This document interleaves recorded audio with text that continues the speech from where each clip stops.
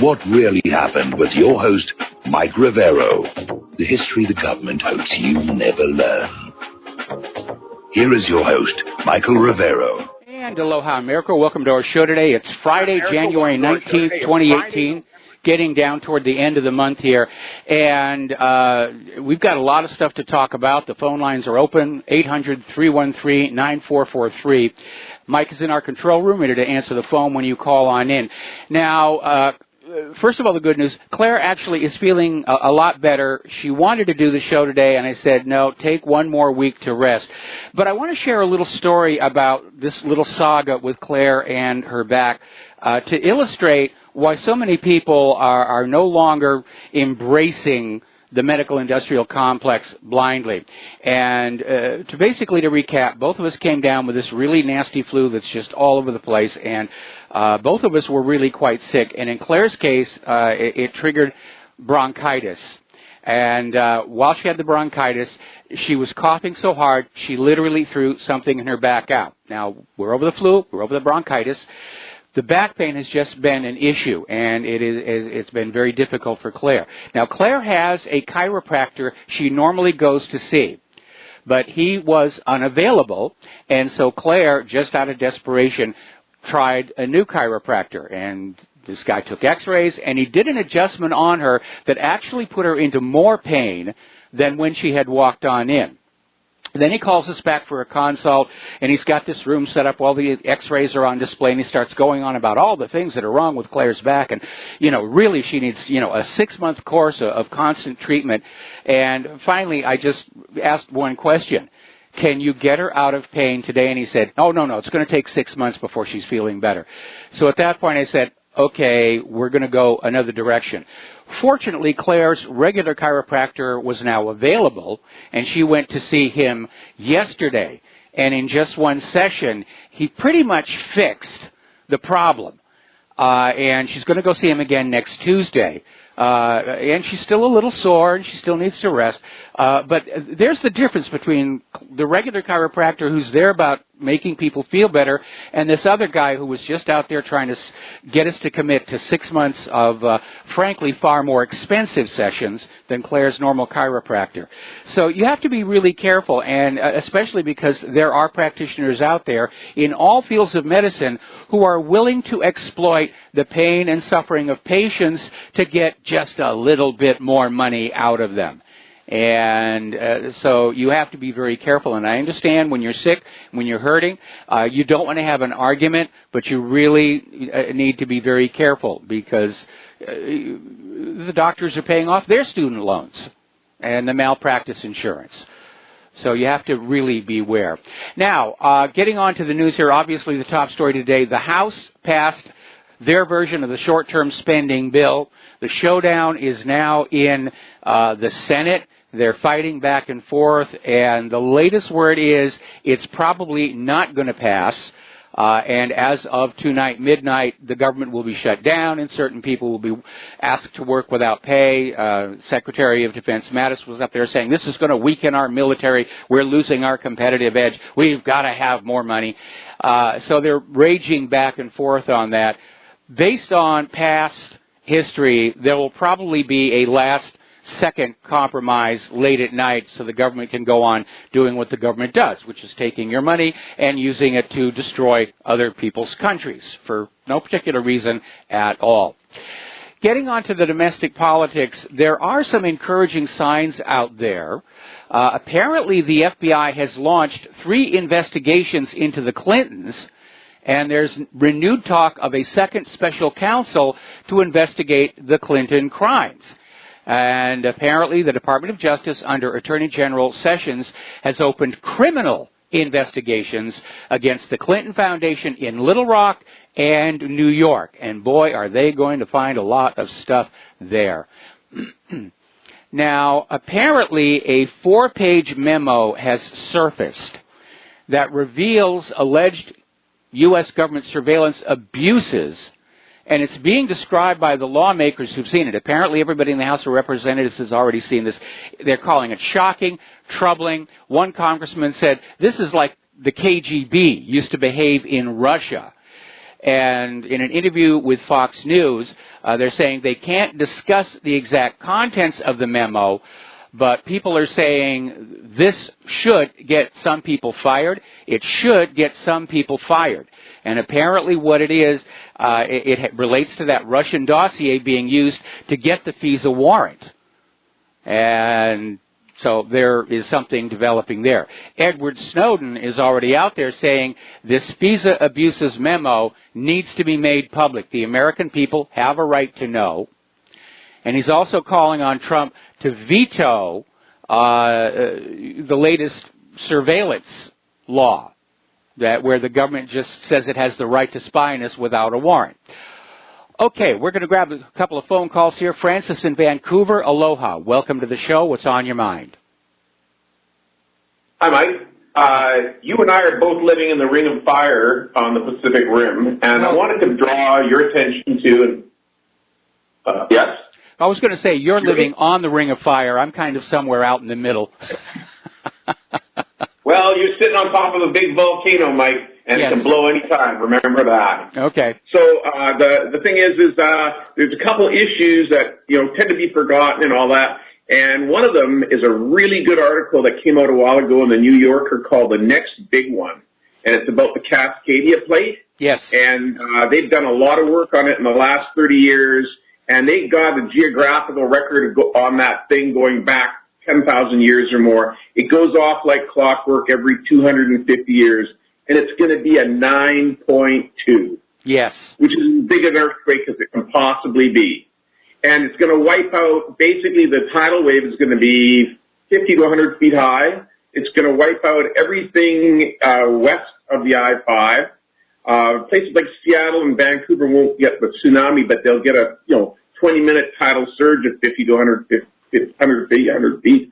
The airport's going to be gone. The dock facilities will be gone. The bridges will be gone. The mountain passes will probably get destroyed. And so there's not going to be any. You've got like 1.5 million people in Vancouver. How do you supply 1.5 million people in a city like Vancouver when every possible way of bringing in relief supplies has been destroyed? All the water mains will be broken. It's a serious situation. We know that planet Earth is a very dynamic body, and things like quakes and volcanoes are going to happen. And I'm very familiar with the Cascadia Fault because Claire and I did live in Seattle briefly after we moved out of Los Angeles. And it was ironic when we first got to the Seattle area. We didn't live in Seattle itself. We actually lived out in the Cascade Mountains. And we moved into our new home, and the first thing we said is, boy, isn't it nice to be away from all those Southern California earthquakes? And there was like the largest quake in 10 years struck and rattled us real good. But, yeah, the Cascadia Fault is thought at this point to have a potential for a quake greater than anything along the San Andreas. And you people are understandably concerned about it. It's 60 years overdue. Yes. That's the thing. It's a clock. It goes off like a clock, and it was supposed to go off in the 1950s.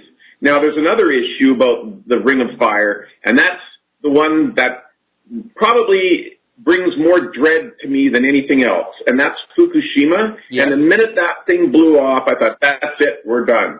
And as you know, all the starfish have disintegrated. There's no starfish from California to Alaska now. Yes. They just turn to slime and disintegrate. And the scientists are saying, well, it could be a virus. And no, nobody wants to look at the fact that Fukushima is dumping 300,000 metric tons of highly radioactive water into the North Pacific every day. Yes.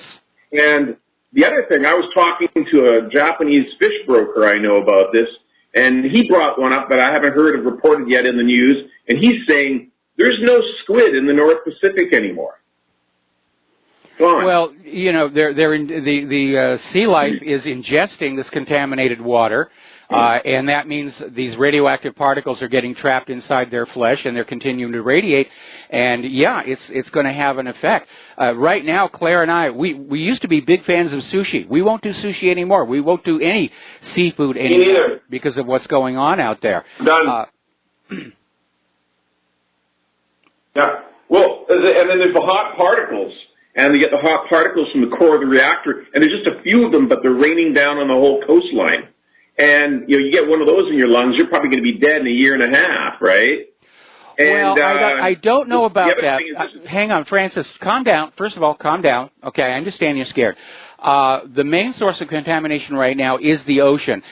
We have radiation meters here, and I do continuously monitor what's going on. I'm not seeing a lot of airborne contamination. It's just primarily in the water and, you know, obviously being absorbed by the seafood. So there's an area of concern. And they're not able to do anything about it, which is why nobody talks about it anymore. Politicians and the media only talk about things that they can offer a solution to us in exchange, of course, for higher tax revenues. Yeah. Well, the thing is that most people forget, too, is that these radioactive elements some of them have extremely long half-lives. Yes. So some are like 50,000 years, 500,000 years. So they're not going to dissipate. They're cumulative. Yeah, so absolutely. 5, 6 years. I mean, you know, if you've got the proper equipment to run an analysis, there is still contamination floating around here left over from the above-ground nuclear tests, like Operation Crossroads down on the Bikini Atoll. A lot of this stuff never really does go away. Basically, the attitude is, well, it's going to sinter on down to the bottom of the ocean where it'll be harmless. They said the same thing about the oil following the Gulf oil disaster down there. But a lot of seafood feeds on the bottom, flounders and shellfish and so forth. They're then re-ingested by other seafood that's higher up in the water. So, you've got to be very careful. And I remember, do you remember Deadliest Catch? It's about the Alaska crab fishermen. And one year they did their end-of-season wrap-up right here in Hawaii. And there was a member of the crew who was a big fan and invited me over to just watch them doing the filming. That was a lot of fun.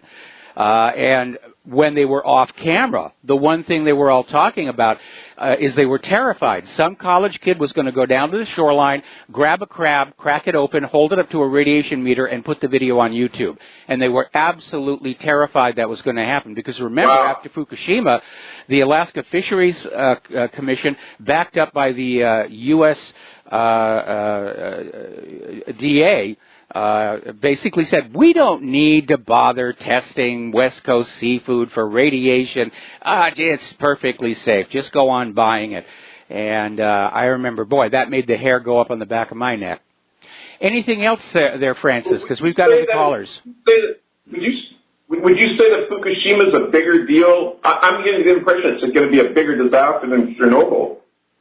Oh, it is. There's no question it's a bigger disaster than Chernobyl. It is the world's worst nuclear accident, made all the more so because it was on the edge of the ocean, and the radiation is just escaping. It's not like they can just put a big cover over it like they did at Chernobyl, and even that didn't prove to be all that effective. Yeah. There's no question. Yeah. Okay? Well, I'm a Pacific Ocean guy, and I'm moving east because I'm leaving this week because I just can't. Between the earthquake and Fukushima, the dream of the Pacific Ocean, that the whole West Coast lifestyle, that's over as far as I'm concerned. Well, most of that lifestyle is already gone anyway because of the pressure from the refugees and the illegal immigrants. All right, so Francis, thank you very much for the phone call. We're going to let you go. We're going to do a shout-out to our on-air affiliates who are just now rejoining our network. And before we go back to the phones, a quick comment. The volcanoes we have here in Hawaii are called they're hot spots. There's a hot spot under the islands, drag across, and it just pops up volcanoes in a long chain, all the way out to Midway Island. And it's a very light, thin lava, very low in gases, so our volcanoes don't explode. They just sort of gently spew. We're not the next Krakatoa out here. But again, I'm well aware of the dangers of the Cascadia Fault. All right, Tony in Puerto Rico, thank you very much for waiting. What's on your mind? I hope Claire's doing well. I have a couple of quick comments, okay? I was watching a couple of programs on the Internet. One was called Everything is a Rich Man's Trick by Francis Kaonohi. Yes. He states that the next false flag is going to be an atomic bomb in a major U.S. city. Okay, that's one. Well, the second one obviously that's something. Hold on. No, Tony, just give me a second. Look, give me a second. Okay. Obviously, a false flag involving an atomic weapon is something that's very much on the mind of us here on the island of Oahu after that false alarm we got last Saturday. So please continue, Tony. I understand. Okay. All right. Next one I saw was Lionel Nation. You know, the ex-prosecutor, Lionel. It's called Lionel Nation. Yeah. And he stated that one of the reasons people are in protesting the American military ventures all over the world is because there's no draft. Now, listen to this carefully. He stated that Nixon was a political genius for doing away with the draft. What do you think? Well, no, Nixon wasn't a political genius. I mean, he was a good politician, but he did away with the draft under extreme pressure from the American people. And right now, I think everybody inside the Beltway understands if they bring back the draft to keep these wars going, that will trigger a mass uprising of the American people. But what the government is actually engaging in are other ways of trying to fill those ranks. Especially over there in the Navy, and it's called an economic draft, and that is the economy of a community is wrecked, and kids coming out of school don't have any choices. They don't have any work, and so the only option open to them is they enlist in the military. And Claire and I learned this some years ago. There was a Denny's down at the bottom of the hill. It's gone out of business, and it's in the same building as all the recruitment centers. And so Claire and I were going to get lunch, and we passed a bunch of young kids wearing Air Force T-shirts, and they were new recruits getting ready to be sent off to wherever Air Force recruits on Hawaii are sent to. And we stopped and talked to them. And every one of them said exactly the same thing. They enlisted in the Air Force because there wasn't anything else out there. And so when you create a situation where enlisting in the military is the only open option, it's a kind of covert draft, an economic draft. And they're already doing that all over the country. Remember when Hurricane Katrina hit down there in Louisiana?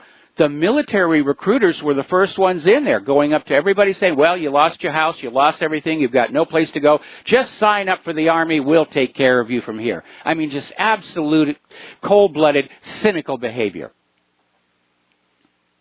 Okay, thank you, Mike. All right, thanks an awful lot. We're going to switch over to Steve Elkins. Steve Elkins, yes, of course. Welcome to the show. What's on your mind? Well, when you just mentioned that about economic draft, that brought me into the military back in 1980, into the Air Force, the same darn thing. And we had Carter as our president and high interest rates, and there were no jobs. So I do understand that economic draft. But just to add to one of your callers there talking about the starfish dying, before I left California, I did notice that also the starfish were dying, and the pilot whales were actually washing up on the beach dead. A lot of sea life were dying. Yes. And you know, the global warming nuts, we're saying now that the death of our seas is due to global warming, despite what we see with our own eyes. But also to mention with your sushi thing, because I love sushi and I've stopped eating it since Fukushima. I said, forget that. You know, the Pacific is polluted. Forget that. But not to forget also to exclude not to have the filter feeders, the oysters on the half shell. Yes. So any of those filter feeders, you want to avoid those too. So I just say, it's going to be a long, long time before we can ever enjoy sushi again from the Pacific. But I did see something today was rather interesting, that the global warming nuts can't find any hot spots anywhere in the country right now because we're in a deep freeze everywhere, it seems like. Even this morning I woke up in Florida and we had icicles hanging from trees, so around 28 degrees this morning when I woke up. But they had to point to a hot spot in Australia, I think it was at Sydney, where they're having the Australian Open tennis right now, the Grand Slam. Yes. Now, of course, you know, they're in the middle of their summer right now, so it's not uncommon for them to have a 100-plus day. But they had to cherry-pick that one day as if the whole month has been a hot spot. It's not. It's just a hot day. So it'll go back to the 80s and maybe low 90s or back to the 70s. It's very volatile, the weather over there in Sydney right now. It's the summer. Yeah, but it they is. can't find... Steve, I'm sorry to do this to you. Stay on the line. Stay on the line. Going to put you on hold. Going to come right back to you after these words from our sponsors. Aloha America, welcome back to the show. And again, for those of you who would like to support Republic Broadcasting and keep us on the air, keep us on going on our very important mission here to get the truth out to the American people, the postal address where you can send a check or money order is Republic Broadcasting Network, 2251 Double Creek Drive, number 302, Round Rock, Texas, 78664. If you want to telephone in and become a recurring subscriber, the number is 800-724-2719, extension 03. Okay, we're going to get on back here to Steve Elkins. And Steve, can you just sort of pick up where I interrupted you so rudely? Now they're trying to pick hot spots outside the United States to basically say that it's associated with our country here, the United States, and they can't do it. They're just cherry-picking anywhere they can. And like I said, in Sydney, where they're having the Australian Open right now, it is their summer, and they have some volatile weather. They always do. This is nothing new. They'll have some hot days, 100-plus days they'll be playing tennis in, and tomorrow it might be 75. So that's not a big deal, but they have to cherry-pick. But, hey, going back to the California, the Pacific, and the seafood there, Can I respond to the hotspot thing? Because you need to understand that we're actually looking at a situation where the seasons tend to be more extreme south of the equator because of the orientation of the sun and everything. So, yeah, you're going to get a lot of hot temperatures. I've worked in Australia. It does get very, very hot. There's nothing unusual about it. But the Carbonazis are not giving up just because there's snow on all 50 states.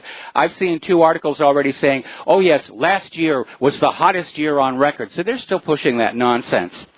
All right, so getting back to the Pacific Ocean and the food and everything, please continue. Yeah, they're throwing the phrase around red tide bloom. They seem to use that one quite often, saying it's choking out the oxygen and sea life is dying because of the red tides. So that's an excuse they come up quite often to explain why the starfish and the sea urchins are dying and other sea life are dying. But they don't even touch the whole Fukushima thing. You talk to most people, they don't even understand what happened at Fukushima. They have no knowledge of this horrific event that happened. They have no idea it happened.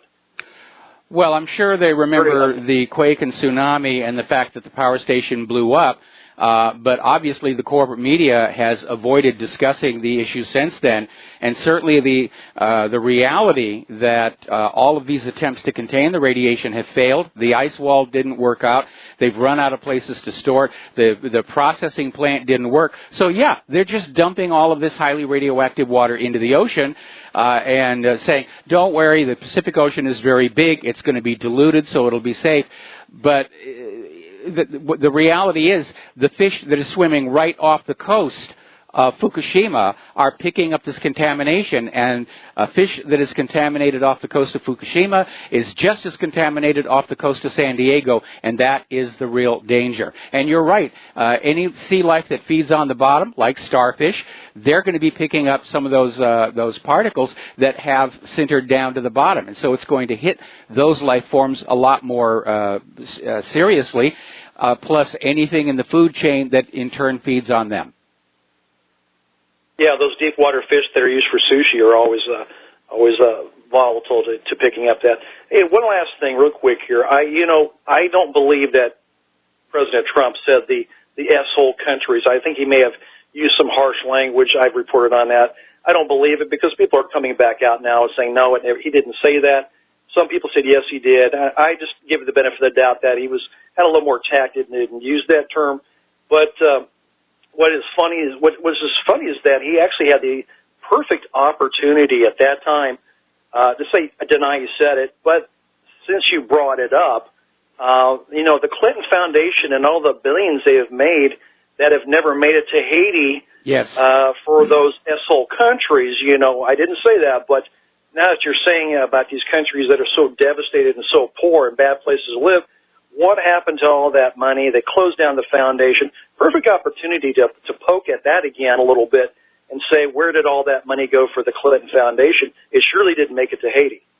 No, it did not. And I was looking at some flashback articles about all the questions that were being raised about that while it was going on, and yet apparently some Democratic politician today was on the news saying Haiti's actually a very wealthy country. They're doing really great since the earthquake. But he didn't back it up, of course, with any photographic evidence. Anything else, Steve? That's it. Hey, thanks, Mike. I appreciate it. All right. Have a good weekend, and thank you very much for the phone call. I just got an email from somebody who also lives in the Pacific Northwest, and it's got some more information regarding the Cascadia Fault. And it says, the like clockwork is not really correct. The science only shows 2 earthquakes roughly 200 years apart. Before that, it could have been 1,000 years prior. Before that, 10,000 years. No such thing as a clock within the earth. Geology goes by hundreds of thousands and longer, much longer. It may happen this century. It may not. Big bucks being spent on the building refit projects. I live here in Seattle, and I'm not moving. I do have a preparedness kit. Other than that, it's really in God's hands. All right, we're going to take another break for commercials, and we'll be right back. Aloha, America. Welcome back to our show here. And responding to that email about Seattle, there actually are some regular periodic events in geology. If you go over to Yellowstone and you look at Old Faithful Geyser, now today it's not all that faithful. It can be anywhere between 45 minutes and 90 minutes between eruptions. But many years ago, when I visited there, it really was very, very accurate. Unfortunately, there was an earthquake, and the underground chamber got disturbed on that. I'm going to do a couple of news stories before I get back here to the phones, because I really want to get some of this stuff out here today. Apparently, Sidney Blumenthal has been interviewed by the FBI in connection with that discredited Russian dossier. So apparently there is a serious investigation. Of course, the results can always be blocked at a higher level, which apparently was what was going on during the Obama administration. Now, do you remember when the email scandal first surfaced and Hillary Clinton was putting on this ignorant act? You know, when somebody said, did you wipe the server? And she says, what, do you mean with a cloth? She was trying to pretend. She really didn't know about all that technical stuff here. But according to this article out of freebeacon.com, Hillary Clinton had a detailed knowledge of the security risks that surrounded her use of a private email server. And apparently emails have surfaced, this is coming from Judicial Watch, that show she was warned repeatedly by people about using a private email server for government business and using her personal BlackBerries. So, again, that ignorant act, that's what it was. It was ignorant. She was covering up here. Now, I've often asked all the time, everybody's saying, oh, Hillary's lost emails and everything. You know, shouldn't the NSA have them? It turns out, apparently, the NSA does. This is coming out of the Gateway Pundit. And apparently, the NSA offered copies of all these missing Hillary Clinton emails to former FBI Director James Comey when he was still running the FBI, and he said no. He didn't want to hear about it at all. He had already decided he was going to exonerate Hillary Clinton, and he didn't need the facts and the truth getting in his way. Now, getting on down to that issue about Haiti, I did find these articles out there. Freebeacon.com again. Clinton's facilitated donors Haiti project that defrauded U.S. out of millions. And apparently a federal agency rushed to approve funding for a Clinton donors sham Haiti recovery project that ended up defrauding the U.S. government. And this was Miami businessman Claudio Osorio, who's currently serving 12 years in federal prison on fraud charges. And apparently he used his relationship with Bill and Hillary Clinton to help his company Innovita obtain a $10 million loan from the Overseas Private Investment Corporation for a Haiti housing project that was never actually built. And something else here coming out of the Clinton Foundation, then we're going to go back to the telephones here. One of the big claims that came out of the Clinton Foundation is they were working to fight AIDS in the third world, and they collected a lot of money for it. And it turned out, again, they were cheating because the AIDS drugs put out by the Clinton Health Access Initiative that were distributed in sub-Saharan Africa were basically watered down. And they were doing it just to get some positive press. But apparently the AIDS drugs were just watered down and really weren't effective. Oh, here it is. It's Anderson Cooper told Conan O'Brien that Haiti is among the richest countries he's ever been to. Okay, Anderson, we believe you. Absolutely we do. We're going to go back to the phones here. Francis in North Carolina, aloha. Welcome to the show. What's on your mind?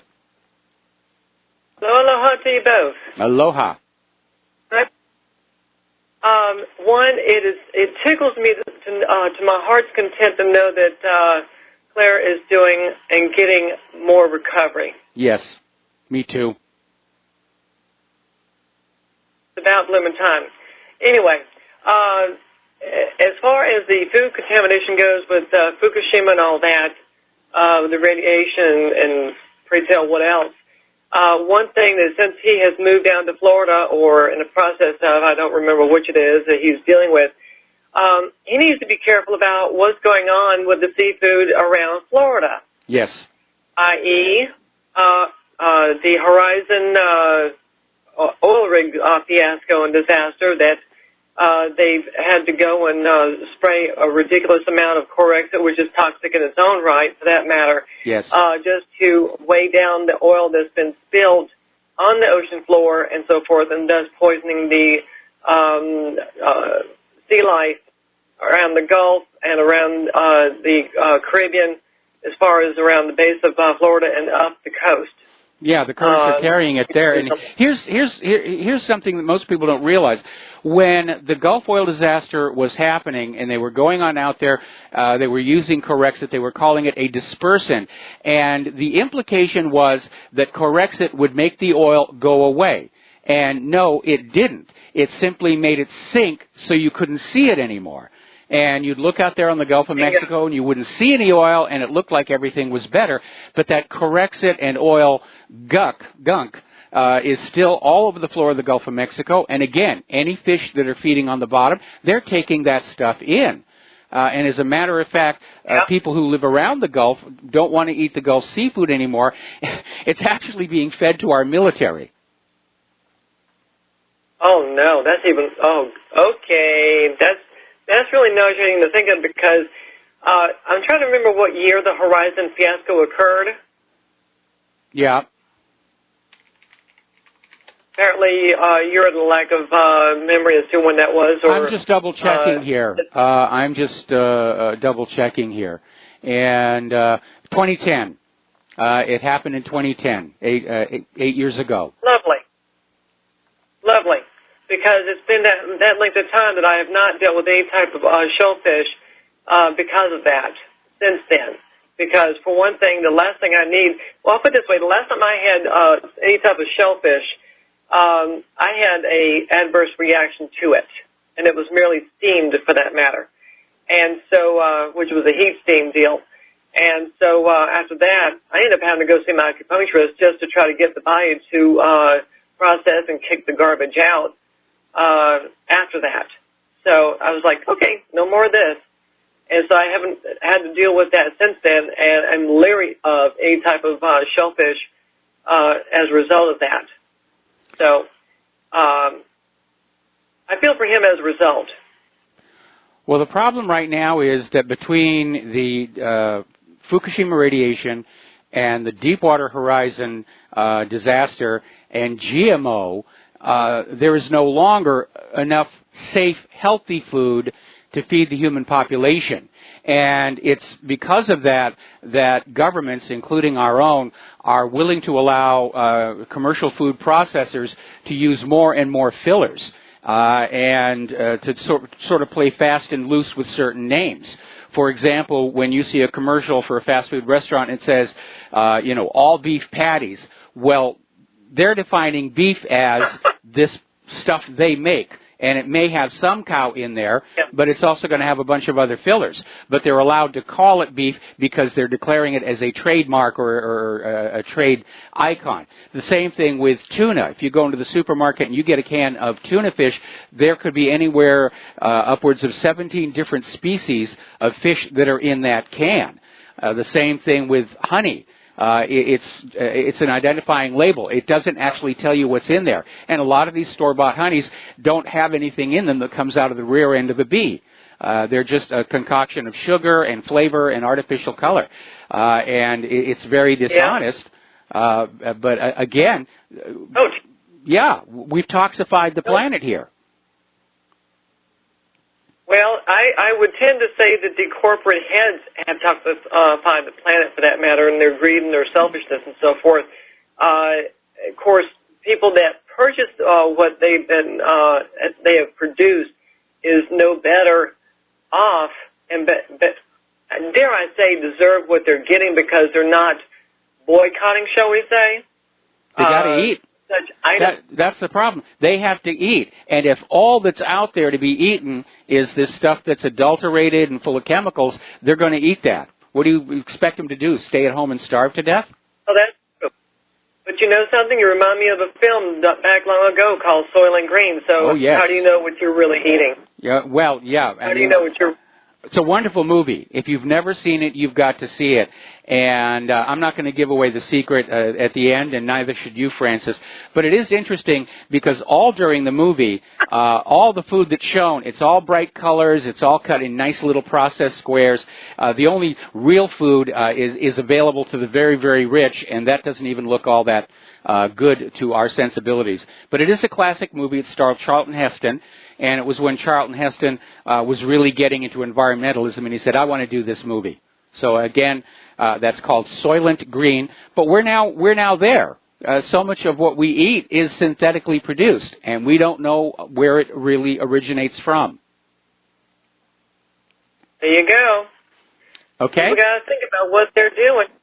Have a great one. Oh, right, have a great weekend. Later. Have a good weekend, and thank you for the phone call. Now, apparently, there is still this desperation to try and get Donald Trump. And the founder of Fusion GPS, when he was testifying before the Congress, suggested that the sales of Trump properties to Russian nationals may have involved money laundering. Notice they use the word may. They don't actually know. But they're still out there with these allegations. It could have been this. It might have been that. It's really, really, really serious. And apparently 6 Democrats have actually filed articles of impeachment against Trump today, but the House leadership has said, we're not going to look at this until after the budget deadlock is over. So going into next week, there are apparently articles of impeachment against Donald Trump. And again, it's all based on this constant allegations with no foundation. It's guilt by acclamation is what they're trying to do here. Now, former White House staffer Omarosa Manigault-Newman may have taped confidential West Wing conversations and fears being called before Robert Mueller's probe. This is interviewed in the Daily News. And this may explain why all of a sudden the White House has issued this little dictum that no personal electronic devices are allowed into any White House meetings. Too many leaks. Too many leaks out there. All right, we're going to get into the war zones, emphasis on the plural here. Over in Syria, Syrian troops have almost closed what's called the Eastern Idlib pocket. And the Syrian Arab Army and Iranian-backed militias liberated the village of Kaital from Hayat Tahrir al-Sham in southern Aleppo. And late on the same day, ISIS reportedly captured 30 villages, or at least that's what they're claiming. I'm having a hard time buying that one. And according to reports, some of the HTS members withdrew from the area to avoid being encircled by the Syrian Arab Army, while the rest of them apparently just went on over and joined ISIS. So everybody's switching, well, not switching sides, but switching uniforms over there. Now, a lot of attention is being focused on the town of Afrin. And this is the area where Turkey is planning to push into Syria to go after the Syrian Kurds. They're obviously being, the U.S. is backing the Kurds. And so it looked like it was building up to a possible confrontation and could actually be the end of U.S.-Turkey ties, which are already under strain since that failed coup d'etat against Erdogan. But what's really interesting is Secretary of State Rex Tillerson is now denying that the United States had an intention to build a Syria-Turkey border force. He's saying the issue which has incensed the Turkish government has been misportrayed. No, it hasn't. You actually did say that. You were going to send 30,000 troops in there to basically define the borders of a new Kurdistan. So the U.S. just blinked on that one. Syria is continuing to threaten to destroy any Turkish warplanes that invade their airspace. Meanwhile, some of the moderate rebels, the U.S.-backed moderate rebels, shelled a kindergarten in Aleppo.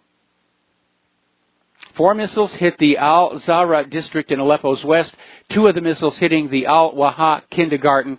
Children were quickly taken to the basement until it was safe enough to emerge. The resulting attack killed a bus driver, a kindergarten teacher, and wounded 4 children who are now all in the hospital. Over in Ukraine, things are getting very, very, shall we say, dynamic. The president of Ukraine, Poroshenko, has just been granted full control of the military by what passes for a civilian government there, the Rada. They've adopted a new law. Poroshenko has direct full control of the military. It's kind of like our Congress's authorization for the use of military force that basically allowed our presidents to just haul off and declare war on anybody they want. Another article that goes with this is from TASS. Kiev's actions with regard to Donbass look like preparation for a new war. So apparently they're talking about reintegration, of grabbing back these eastern Ukrainian republics, and at that point they may move on Crimea and things could get very, very intense. Story over here in the real news, the U.S. is arming and assisting neo-Nazis in Ukraine. Apparently the American military inspection team visited the Azov battalion on the front lines of the Ukrainian civil war to discuss logistics and cooperation. Images of the encounter showed the American Army officers poring over maps with their Ukrainian counterparts, just ignoring the Nazi-inspired wolf angel patches emblazoned on the sleeves. War makes for strange bedfellows. Okay, we're going to take a break for commercials. We've got a caller waiting on the line, and we'll be back after these few words from our sponsors. Aloha, America. Welcome back to the show here. We're going to take a phone call from Dustin in New Jersey. Aloha, Dustin. Welcome to the show. What's on your mind? How you doing, Mike? I wanted to talk about Syria and Ukraine, but I just want to remind you and your listeners that Tuesday is Soylent Green Day. Okay. Great movie, and there should be a reboot, but I know they'll mess it up. So might as well leave it alone, and The Wizard of Oz also.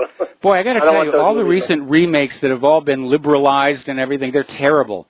They're really terrible. I'm ready to sign up for the Nostalgia Movie Channel right now. Of course, we've got Turner Classic Movies, but there's another one called Retro, which has got these old classic movies like Soylent Green, but you have to pay extra for that. Turner Classic Movies is a great channel, and I want everybody to go and watch Soylent Green, because it's a good movie. It is. And, Mike, on Syria, I wonder why Erdogan, he's moved toward the west. I mean, to the east. Yes. He's basically done with Washington and Germany and all those. So maybe he can make a deal with Assad, and he can be the border guard. Like, you know what I mean? He can basically, because then the U.S. can't use that area, right, as a launching pad. Then if he crushes them and pushes them back or out of that area, then he can become the border guard for that part of that area. Well, that's probably why Tillerson backed off that border force idea. Well, Russia pulled out their equipment and stuff, so there was a deal struck. And, Assad could be just doing this for public consumption and stuff. I mean, I don't know if Assad would rather have Turks there, the Kurds.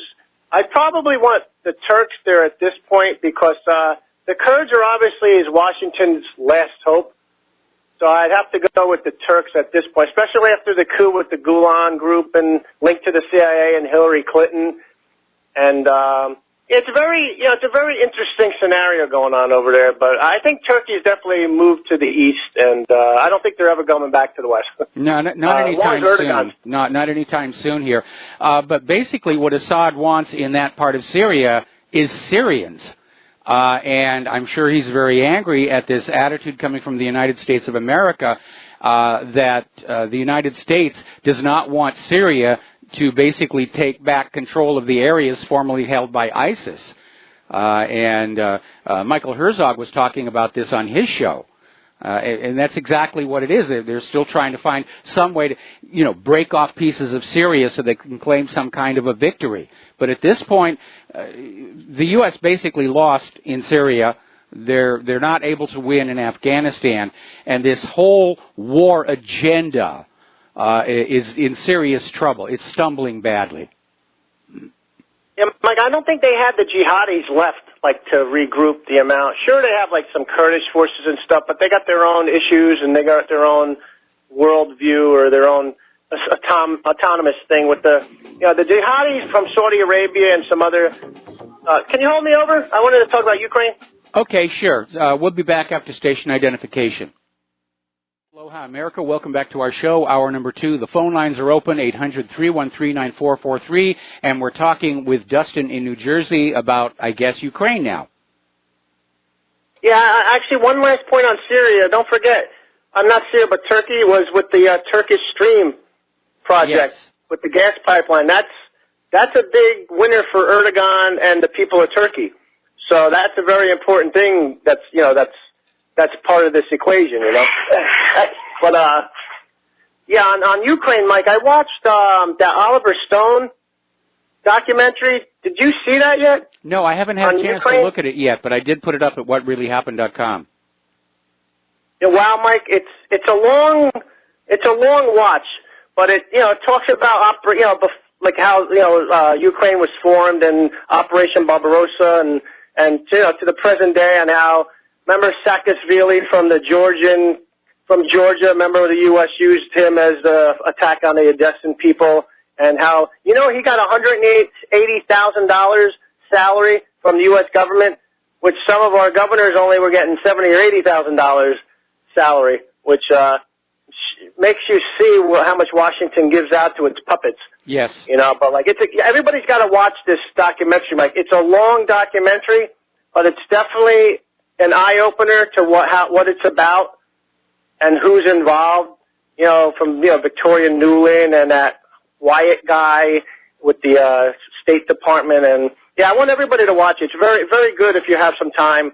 Watch it in half an hour at a time, if you don't have that much time. It's a long documentary. That's why I didn't get to it this morning. But over the weekend, I'm going to try and find time to do it. Yeah, he actually talked to Vladimir Putin and Yanukovych, about what happened and stuff. So very good watch. All right, thanks, Mike. Have a good show. All right, thanks an awful lot for the phone call. Have a good weekend. I received another email getting onto the issue about the periodicity of earthquakes along the Cascadia Fault here. And apparently this listener is saying over at Oregon State, there is actually a facility where they preserve these core samples of the seafloor. And it's basically a giant freezer, and it's filled with these tubes that are 4 inches in diameter, and each is 5 feet long. And apparently what goes on is every time there is a subduction zone earthquake, there's going to be all kinds of mud that rushes off the continental slope, and it leaves a unique deposit on the bottom of the ocean.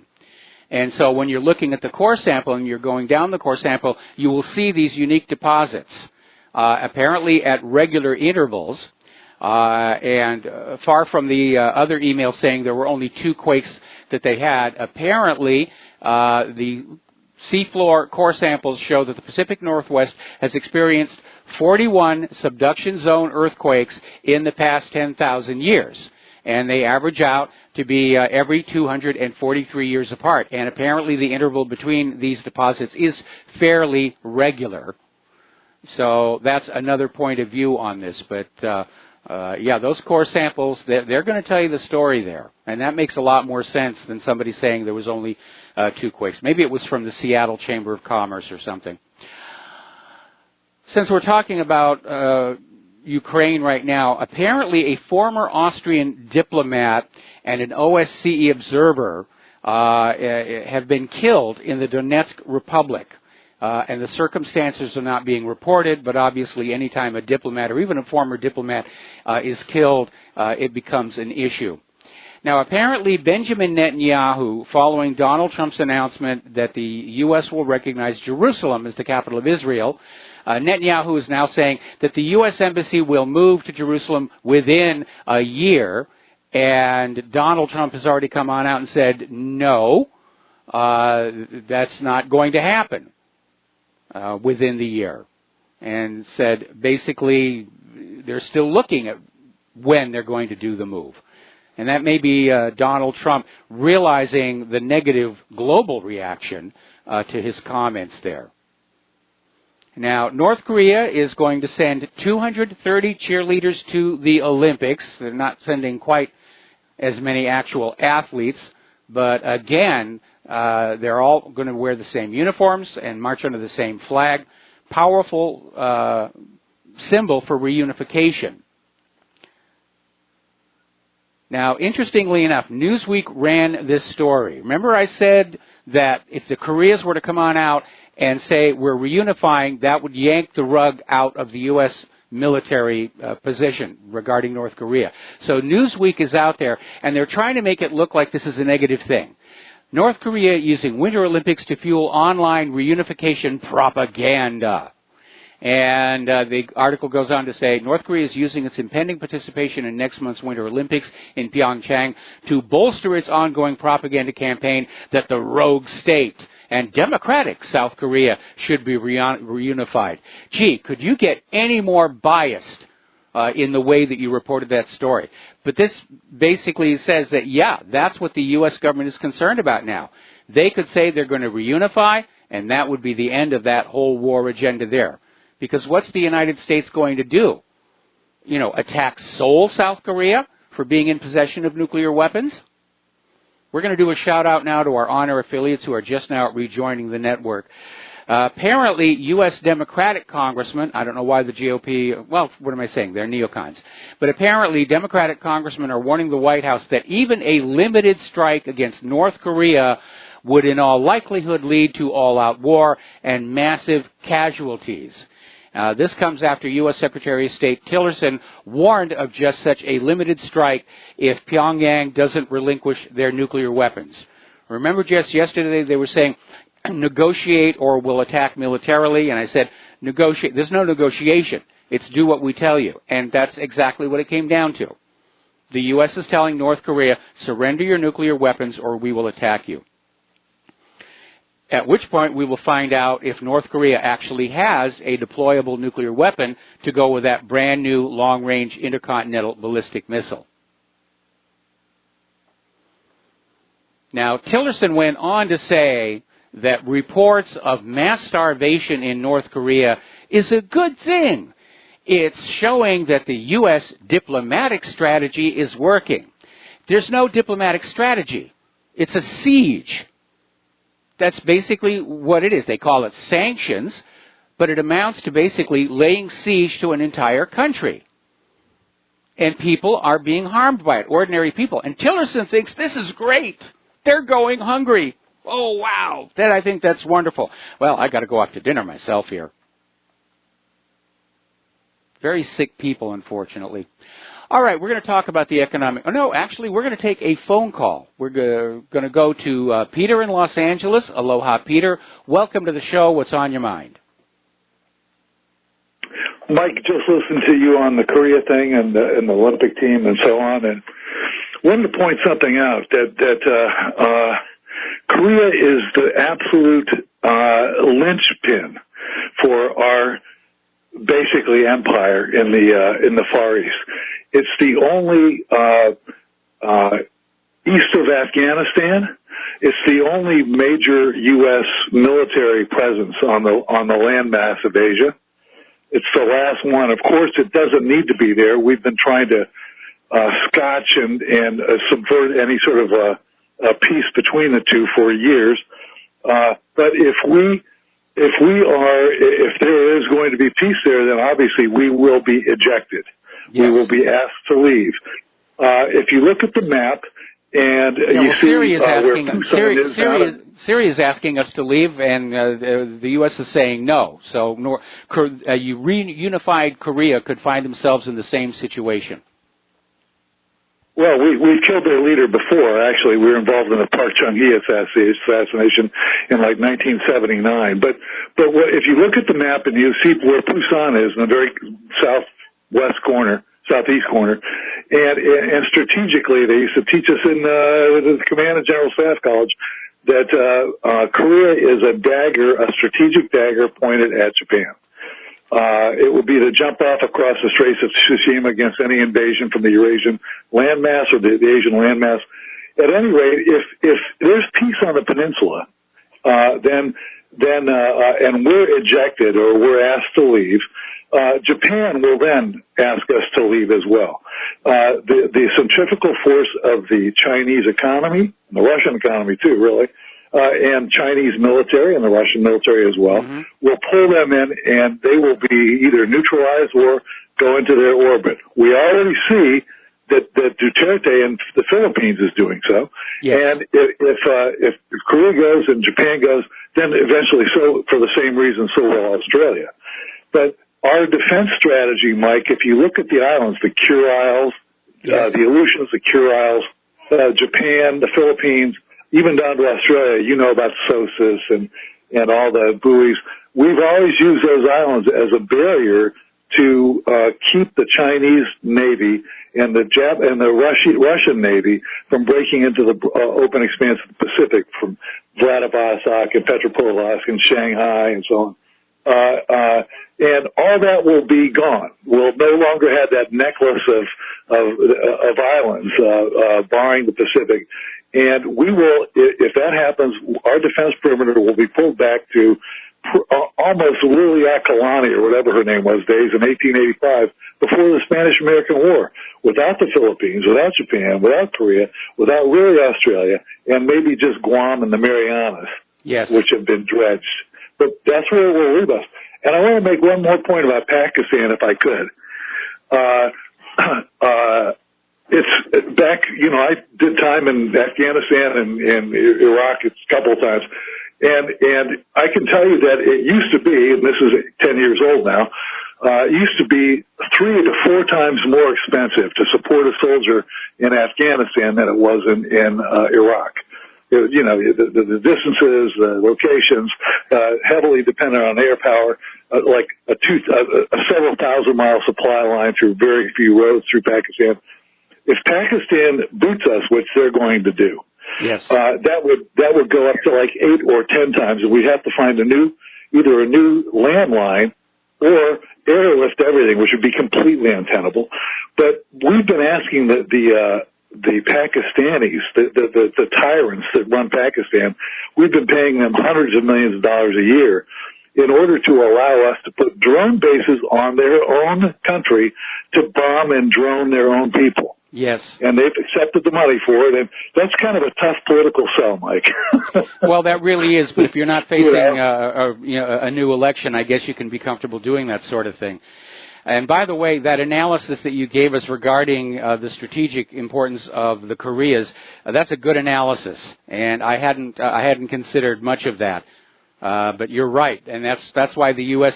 has been fighting against reunification of the Koreas for so long, because the U.S. uses North Korea to keep their military bases in South Korea. And you're right, if the Koreas reunify, they're going to ask the U.S. to leave.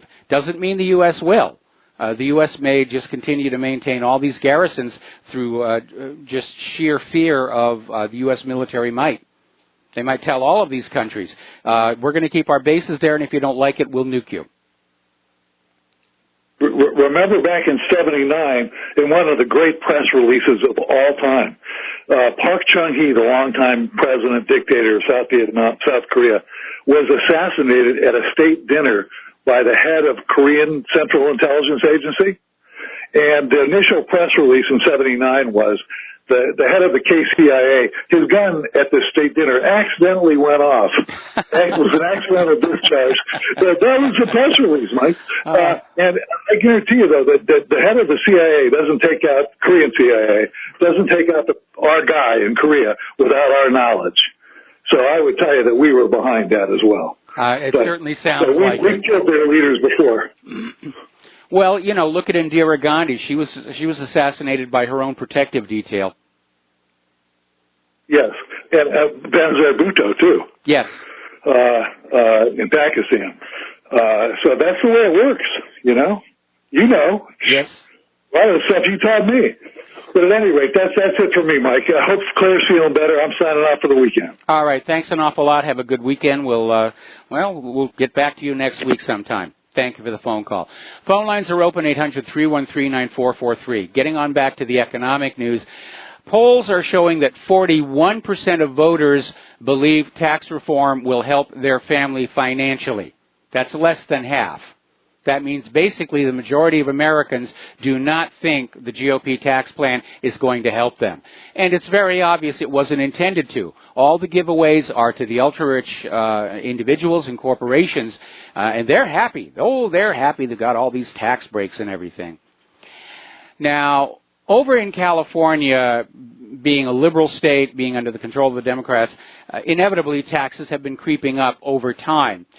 And all of a sudden, California Democrats are very worried that some of California's richest citizens are going to be lured to other states where the new GOP tax cuts will allow them to save more money.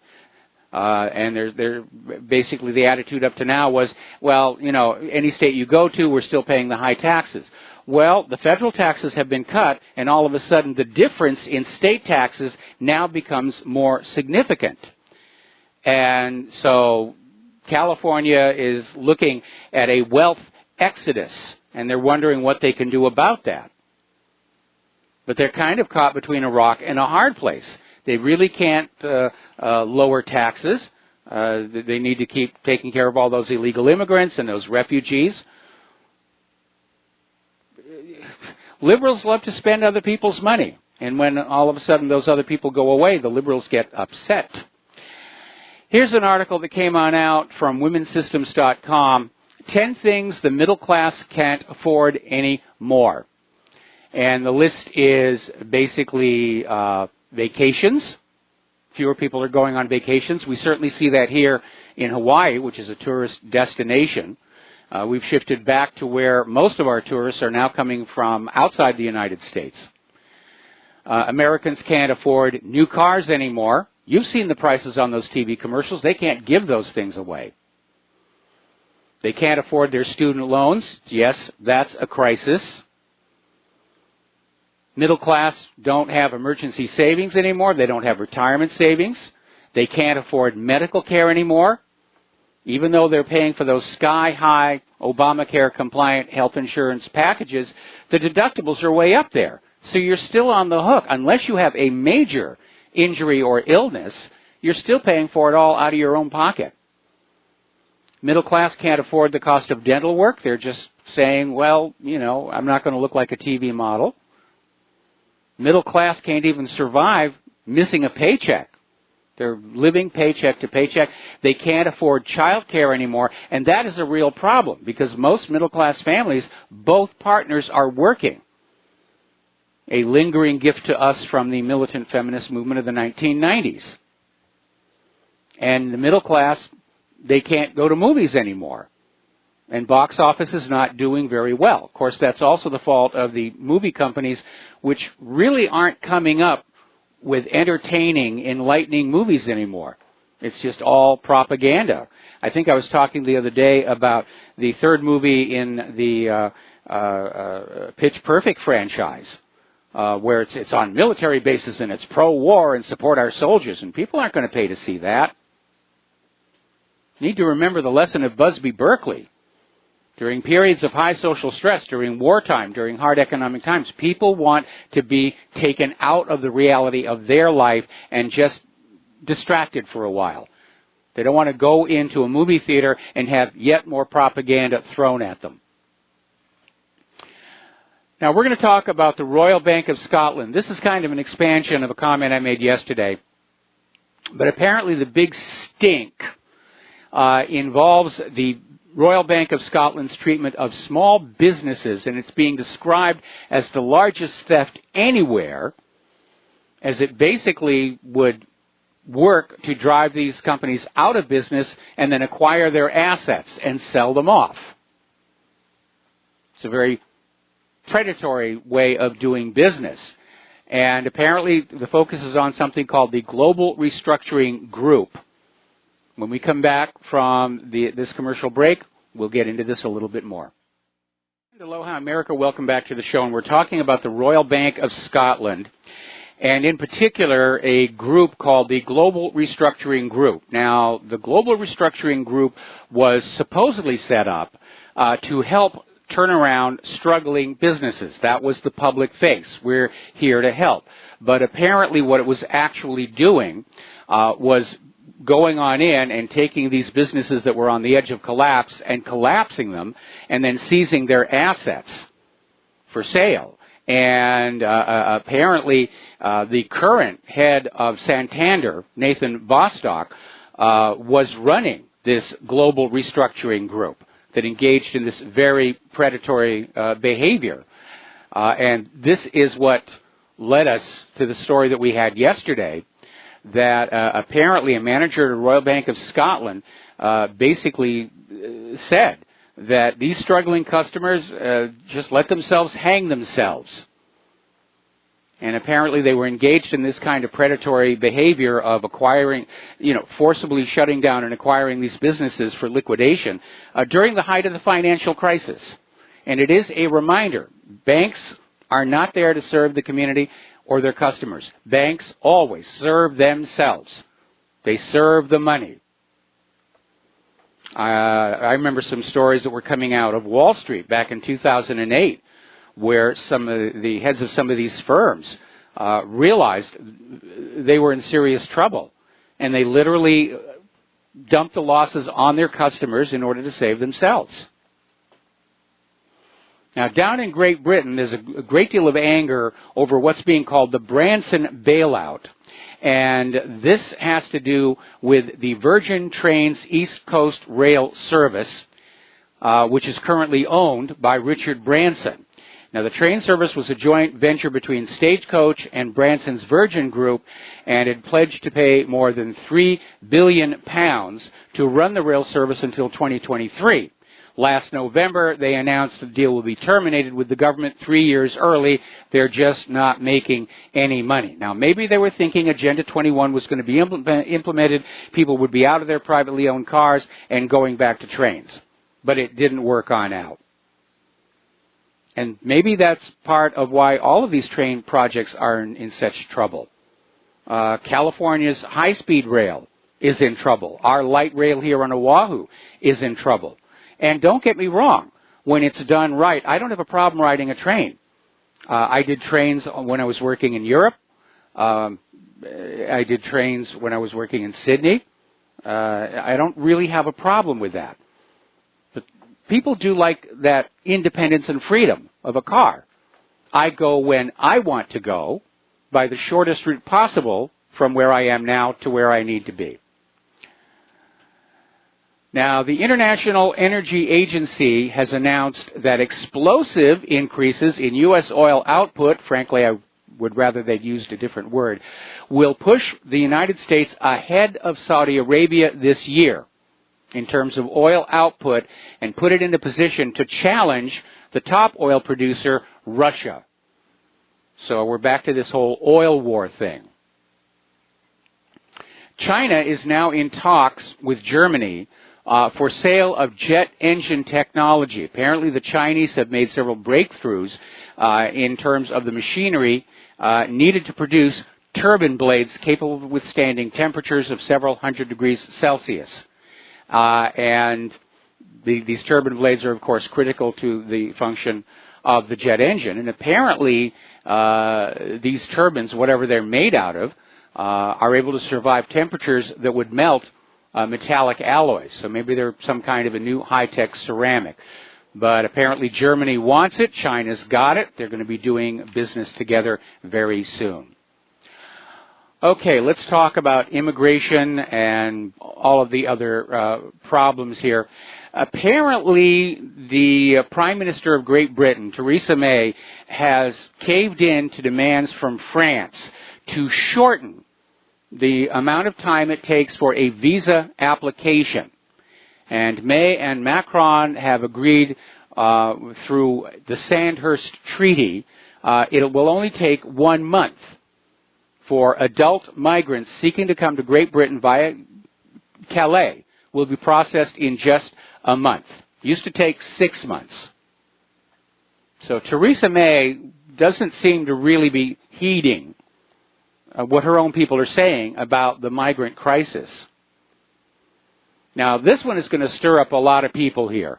Apparently, the Trump administration is now barring Haitians from the United States, or at least from visas, for low-skilled work. Haitians will no longer be eligible for U.S. visas given to low-skilled workers. And basically, it brings to an end an effort to employ Haitians in the United States after the 2010 earthquake. Well, I understand Haiti had a terrible time following the earthquake, and it was not made any better by the Clinton Foundation. But I think the Haitians really need to work on rebuilding Haiti instead of just abandoning it and saying, we're going to go someplace else. Okay, we're coming up here on another commercial break. Our phone lines are open, 800-313-9443, and we'll be back with more news after these words from our sponsors. Aloha, America. Welcome back to the show, and I want to skip on back here to something I talked about earlier in our program, and that is this 4-page memo, this FISA memo that was apparently leaked on out, and Congress has seen it. It's not been released, and apparently it is a very shocking document, and apparently GOP members of Congress are saying, yes, this needs to be made public, and the Democrats are refusing to even look at it, and they're out there saying, no, no, this is nonsense, don't release it. So again, it would suggest that this memo basically makes the point that the FISA warrants issued to allow spying on Trump and his associates were entirely based on that bogus Russian dossier bought and paid for by the Hillary Clinton campaign, the Democratic National Committee, the FBI, and that just, it's a big hack job. You know, and Hillary's admitted that she's paid for it. And Fusion GPS cooked it up with that former British spy, Christopher Steele. And it seems that was the only thing they had to get the warrants to authorize the spying. So we'll see what develops on that. But apparently, along with the budget and everything else, there's a fistfight shaping up in Congress over that. Getting on back to the immigration issues, as you know, France and Great Britain are connected through the Channel Tunnel. It's just an amazing feat of engineering that they were able to do. But now, apparently, Boris Johnson has come up with an idea saying there really ought to be a second access route, and he's talking about a channel bridge. And he's being ridiculed for it, but then so were the people who proposed the Channel Tunnel. And engineers are saying, yes, in point of fact, it could be done. It would be more than 20 miles in length, and of course, it would have to be built very rugged for some of the weather that comes through that channel, but it could be done. there are some amazing bridges around planet Earth already. Now, I have a thing for bridges. I think bridges are wonderful, and that may be because my father got his MIT degree as an engineer. And so my home was always filled with things about engineering and bridge building and all the rest of that. And when I was into model railroads, I always made really nice bridges and suspension bridges and everything. So it's a lot of fun. It's a thing with me. So, you know, it would be very expensive, no question about it. But it could be done. Now, here's an interesting story out of the Express in Great Britain. The EU dream is dead. And they're saying basically that Juncker's plot for a federalized European Union, an EU superstate, is over. And this article goes on to say the indications are that yet more member states of the EU are getting ready to leave because it's been a raw deal all along. It's been a raw deal economically because of the predations of the European Central Bank. It's been a raw deal because of the open borders issue with the migrants and all the problems they brought on in. And when the EU was first started, all it was supposed to be was a free trade, free travel zone. That was it. They would enforce the outer border of the European Union, but inside you could go from place to place, didn't need a visa, didn't need a passport. You could go from Spain to Italy to France, just like you could go from California to Nevada to Arizona in our country. And then slowly over time, Brussels simply grabbed more power and authority to itself, to that European Union Commission. They tried to make it look like there was some input from the people with the European Parliament, but the European Parliament, unlike the U.S. Congress, the European Parliament can't make laws.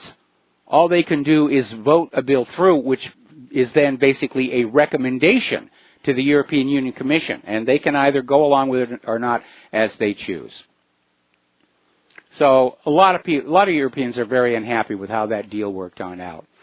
Now, up in Sweden, apparently their Prime Minister, Stefan Löfven, is saying it might be time to bring out the army to end the gang violence that is sweeping Sweden.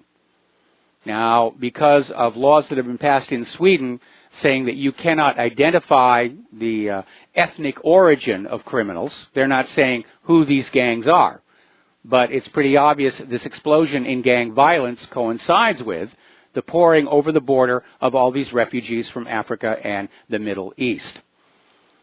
Meanwhile, down in Germany, Angela Merkel is still having her argument with her Austrian counterpart, Sebastian Kurz. And apparently they had a meeting Wednesday at which Merkel was out there saying that Vienna's resistance to sharing out refugees across the bloc was wrong.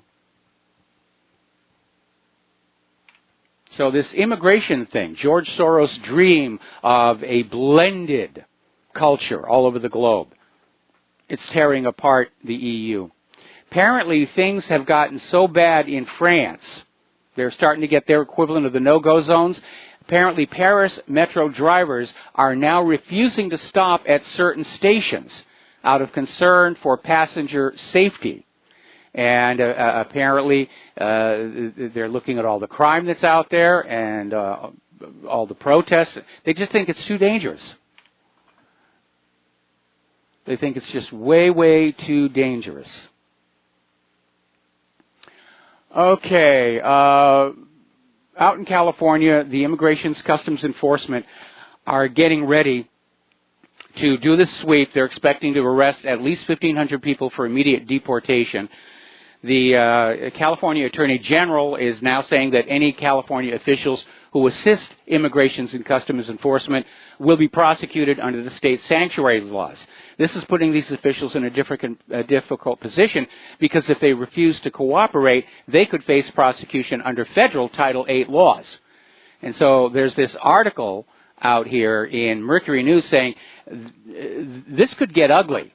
This could literally lead to rioting and violence in the streets of California over this issue. Now, over in Great Britain, the British police are out there saying, huzzah, huzzah, they're taking cutlery off the streets. And what they're doing is they've set up what they call knife surrender bins. And this is part of, again, the general disarmament of the British people. They banned the guns, now they want to ban knives. Now, the knife surrender bins were supposed to be for knives that you would use in a fight on the street. Switchblades, lockbacks, K-bars, whatever. What's being turned in, though, are kitchen and cooking knives. And the British police are trying to claim this is a huge, huge success, even though, for the most part, kitchen and cooking knives are not used for crime and acts of violence. Now, here is an interesting story, okay? Down in Florida, in Indian River County, police showed up at this guy's home, and they were looking for an individual who looked like the man who owned the home. Eventually, they arrested somebody else. But while they were at this guy's home, they knocked on his door.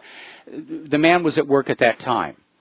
And there's a surveillance camera outside this man's front door. And you can see on the video, the police just reach up and tug on a wire and shut the camera off. So when the man comes home, his neighbor says the police were over here, and he goes to look at the video, and he realizes the police deliberately disabled the surveillance camera. And Vero Beach Police Chief David Curry is saying the police are doing the right thing, because as you know, there's been a lot of embarrassing stories. We had one just yesterday where the police showed up at a guy's home, he wasn't resisting, and they just knock him on the ground and beat him up for asking to see a warrant. So now apparently police procedure is when they come to your home, they're going to disable your security camera because they want to be able to knock you to the ground and beat you to a pulp and not have an embarrassing video that could lead to a lawsuit. Now, there's an interesting story here. This is out of Brass Check. And it makes an interesting point about why tobacco is legal and cannabis is not. Because in the 1700s and 1800s and the earliest part of the 1900s, cannabis and tobacco were both legal and regularly grown crops. And cannabis, along with being an intoxicant, was used to make rope and cloth, and there was even a method of converting it into paper. And it still is, that you have to use the version of the hemp plant that doesn't have the THC. But apparently, here's what happened. When Prohibition was repealed, they had all these police officers and all these rum-running squads and all of these other officials whose careers were based on the banning of alcohol. And they had nothing to do. So right after Prohibition was repealed, marijuana was declared illegal. It was a jobs program, a make-work program for all these cops and prison guards. And the timing seems to make it makes perfect sense. It makes perfect sense.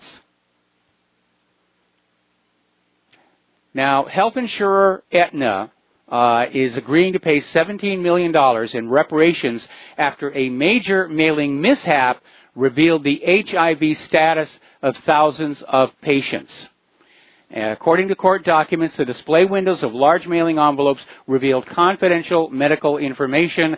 The mailings were sent to approximately 12,000 customers in at least 23 states.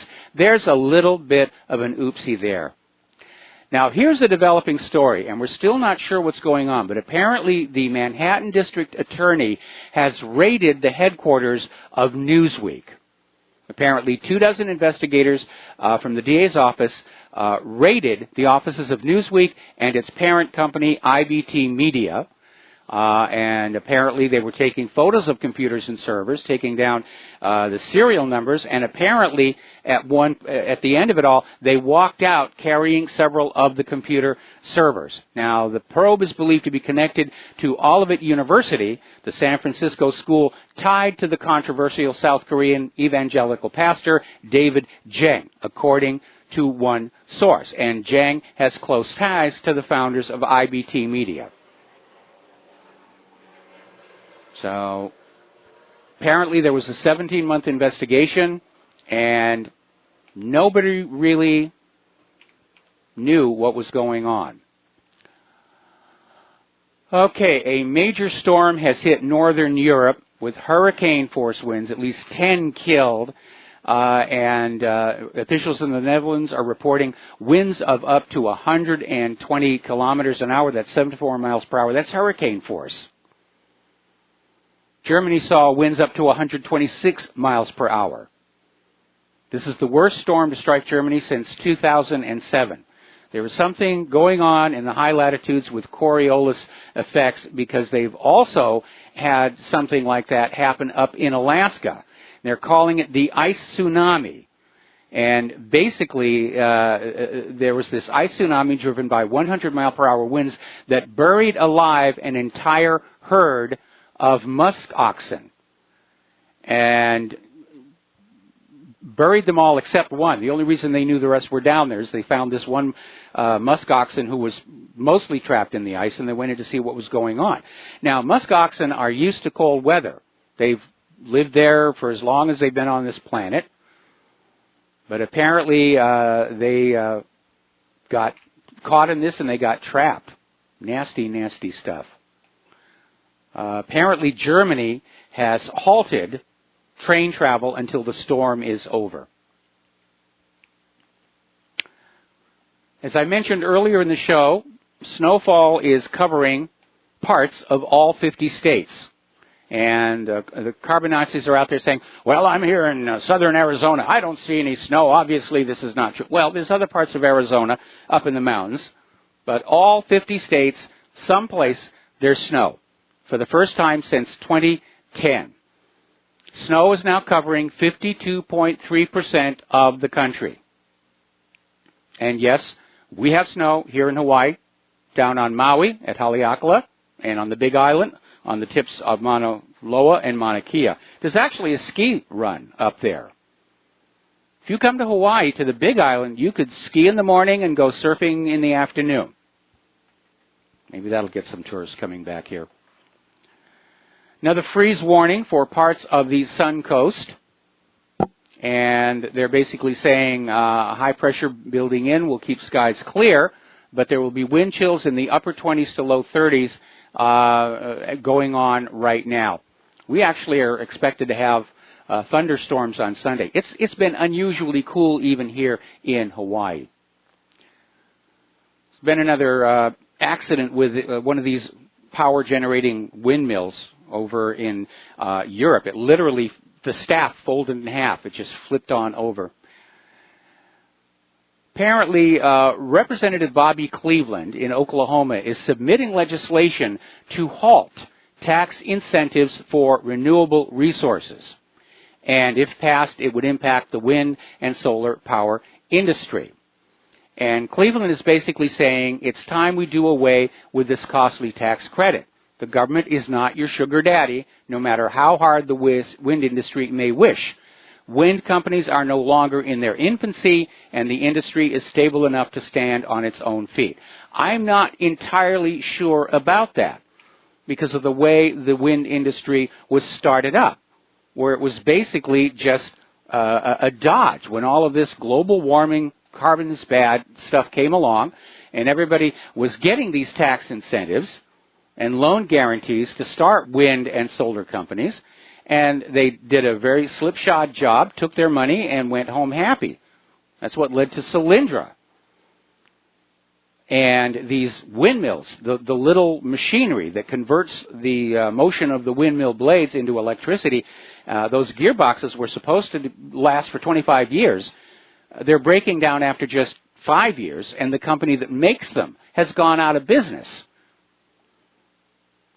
So I'm in agreement that the tax credit should be stopped and solar and wind be allowed to operate as real businesses where they just realize they have to build something that's going to work. They have to build something that's solid or they'll be out of business. But that's what's going on there. Okay, we're coming up here on another commercial break. Please join us on the air on this Friday afternoon, 800-313-9443. That's 800-313-9443, and we'll be back after these words from our sponsors. So stay tuned. Aloha America, welcome back to our show here, and we're talking about all kinds of stuff going on right now. Phone lines are open, 800-313-9443. Let's get some phone calls going here because I'm running out of talking points. Apparently now Apple is being sued over the CPU security flaws. Apparently it has to do with the fact that the ARM-compatible processors are being used in iPhones, iPads, and Apple TVs. And so there is a class action complaint filed saying that Apple has failed to keep these devices secure as advertised. And right there is the sticking point, because Apple has always had a major point of their marketing campaign that their devices are secure. Their devices are safe. They always imply that they're safer and more secure than other people's products. And in many cases, they are. We had that story the other day where the FBI is calling Apple jerks for making the iPhone so unbreakable. But apparently, other people have a different idea. Now, this class action lawsuit does not cover the Intel-powered Max Apple, but that's already affected by Meltdown and Spectre. And Chipzilla, meaning Intel, is separately fending off class action claims over their CPU blunders. So the lawsuits are flying all over the place. The lawyers are having a field day. Basically, the complaint claims Apple withheld information on the flaws from customers for months, selling products it knew to be vulnerable to data theft attacks. And that basically is where the problem is. People have known about these things, and they kept it away from people because they wanted to go on selling the products here. All right, we've got some callers here on the line. Let's start with David in Texas. Aloha, David. Welcome to the show. What's on your mind? Thanks, Mike. Hey, I missed your first hour. Do you know anything about the government shutdown? Well, it looks like it's still on. They can't get the bill through the Senate, but I would not be surprised if there's a last-second compromise to get that spending bill put through. Me either, and I just wanted to know the last word because I thought with the new president, with this particular president, Congress would not be afraid to let it all fall down. Well, we've had shutdowns before, and what gets shut down usually are those parts of the government that we, the people, need, want, and use. And what doesn't get shut down are, of course, the things that we're not very fond of. Although apparently this shutdown, they're saying our military will be forced to work without pay. And so Mattis is out there saying, you know, this is making us militarily weak. We're losing our competitive edge. It's a threat to national security, blah, blah, blah, blah, blah, blah, blah. But again, the reason we're in this budgetary mess is because administration after administration after administration has only thought in terms of 4 or 8 years.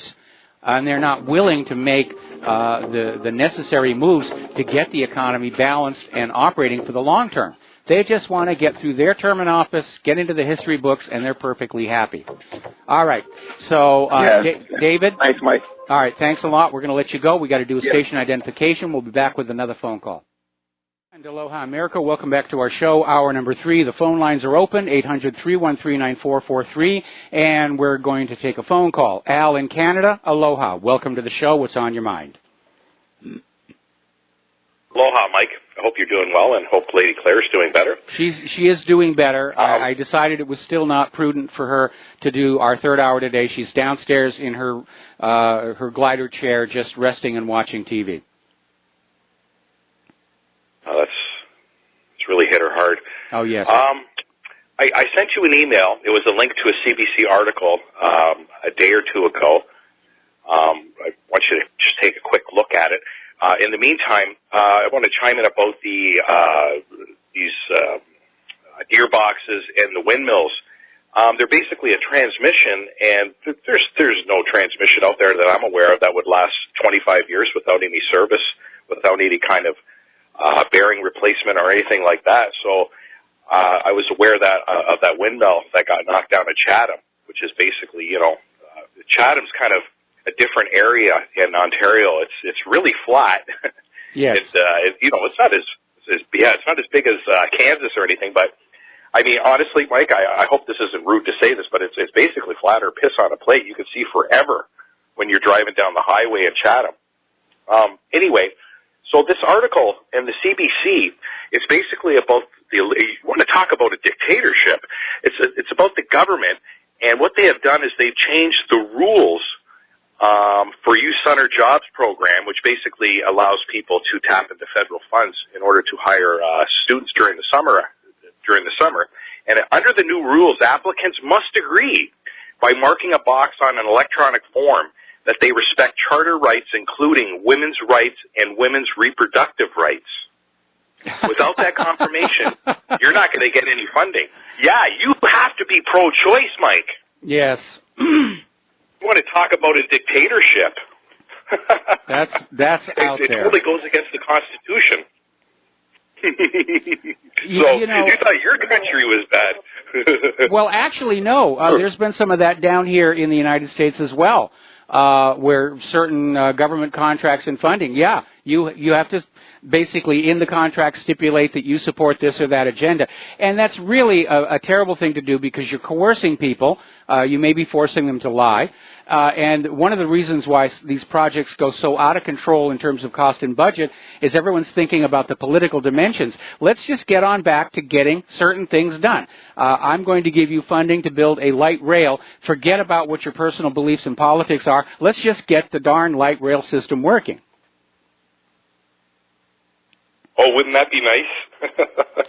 Yeah. I can't, like this article, it generated almost 10,000 comments, which is a lot, for the CBC comment board. So, and I've read some of them, and wow, like this did not go over well at all.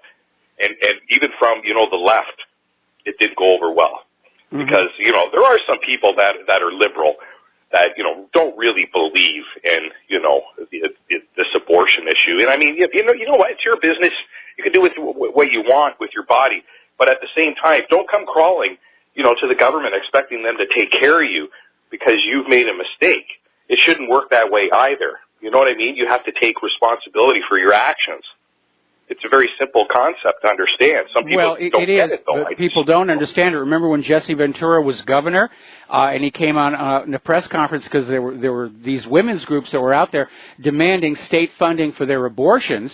And Jesse Ventura came on out and said, why is the state government, why are the taxpayers responsible for the choices that you've made? And boy, you would have thought that he'd just set everybody on fire around there from the reactions. But unfortunately, we're in the bread and circuses phase of the history of our nation, where everybody's getting this idea that if they just scream loud enough and they vote for the Democrats, they're going to get all kinds of free stuff. And liberals love to spend other people's money, but when other people run out of money is when it all starts to come apart. Yeah, the squeaky wheel gets the grease, right? I mean, yeah, and too often it's true. Too often it's true, but it really is, and I think the downside, well, there's a lot of downsides to this trying to persuade the people to continually be more dependent on the government, is that they lose all respect and sense of responsibility for themselves. They're doing whatever the government is telling them to do, therefore when something goes wrong, it's the government's fault and the government should pay for it. Yeah, exactly. I mean, it's the next evolutionary step to instant gratification. This idea that you go out, you get yourself into hock for a couple million years just so you can have something right away. Yes. I mean, it makes perfect sense that governments would do that. Not to mention, in Ontario, they've already started a pilot program of a guaranteed basic income. So they've taken a group of people, whoever they are, maybe some of them are on disability, maybe some of them are, long-term welfare recipients, whatever, and they've thrown at them, I think it's like in Canada, it's $1,700 a month. I think there's about 10,000 people that get that to see how it works. The end question is, where does all this cash come from? That was the first thing that occurred to me. Where's all this money coming from? Yeah. Who's doing the work to produce this money? Yeah, I mean, you just can't, central banking doesn't work. We all know that, but you just can't create something and expect to use it as a medium for barter and exchange, and not think that, you know, you can't just create this into infinity and everything will be okay. It just doesn't work that way. No, it really doesn't. We're human. You know, now let me be clear here. Yes, there are fragile members of our society who do need assistance, but this idea of just giving everybody $1,700 a month, that can't possibly work. First of all, where's that money coming from? And yeah, it's ridiculous. You know, who's paying for it all? Well, the taxpayer is paying for it all. And not to mention, minimum wage in Ontario to January 1st went up with 24%. It went from $11.40 to $14 an hour in one fell swoop. Right after Christmas, when people had the least amount of money all year, this is what they did. And of course, some of these companies, you know, are fighting back by not giving their employees the paid 15-minute breaks, you know, twice a day, and you know, all sorts of other things, benefits and whatnot. So I mean, there is a backlash, and the Premier of Ontario has the balls to go out and say, well, these people are bullies. Well, who mandated this minimum wage hike? Isn't that bullying? It's by force. The government did this by force, like they do everything else. You either do it, or you're going to go to jail, or whatever else they're going to do to you, right? Well, it's ridiculous. Here's the I think issue. California's Here's doing the same issue. thing. People who are working have to be able to trade their skills and their labor for decent wages and salaries in order that money gets pumped back into the economy. That's just the way that it works. Both Canada and the United States are dealing with a huge amount of wealth inequality, and there does need to be some kind of a correction. Because we reach a point where all the money is concentrated at the top, and there is insufficient currency at the bottom for the economy to function. And where that shows up is where workers are not being paid decent amounts of money, and therefore they can't pour it back into the economy, and the system starts to lock up. Yes.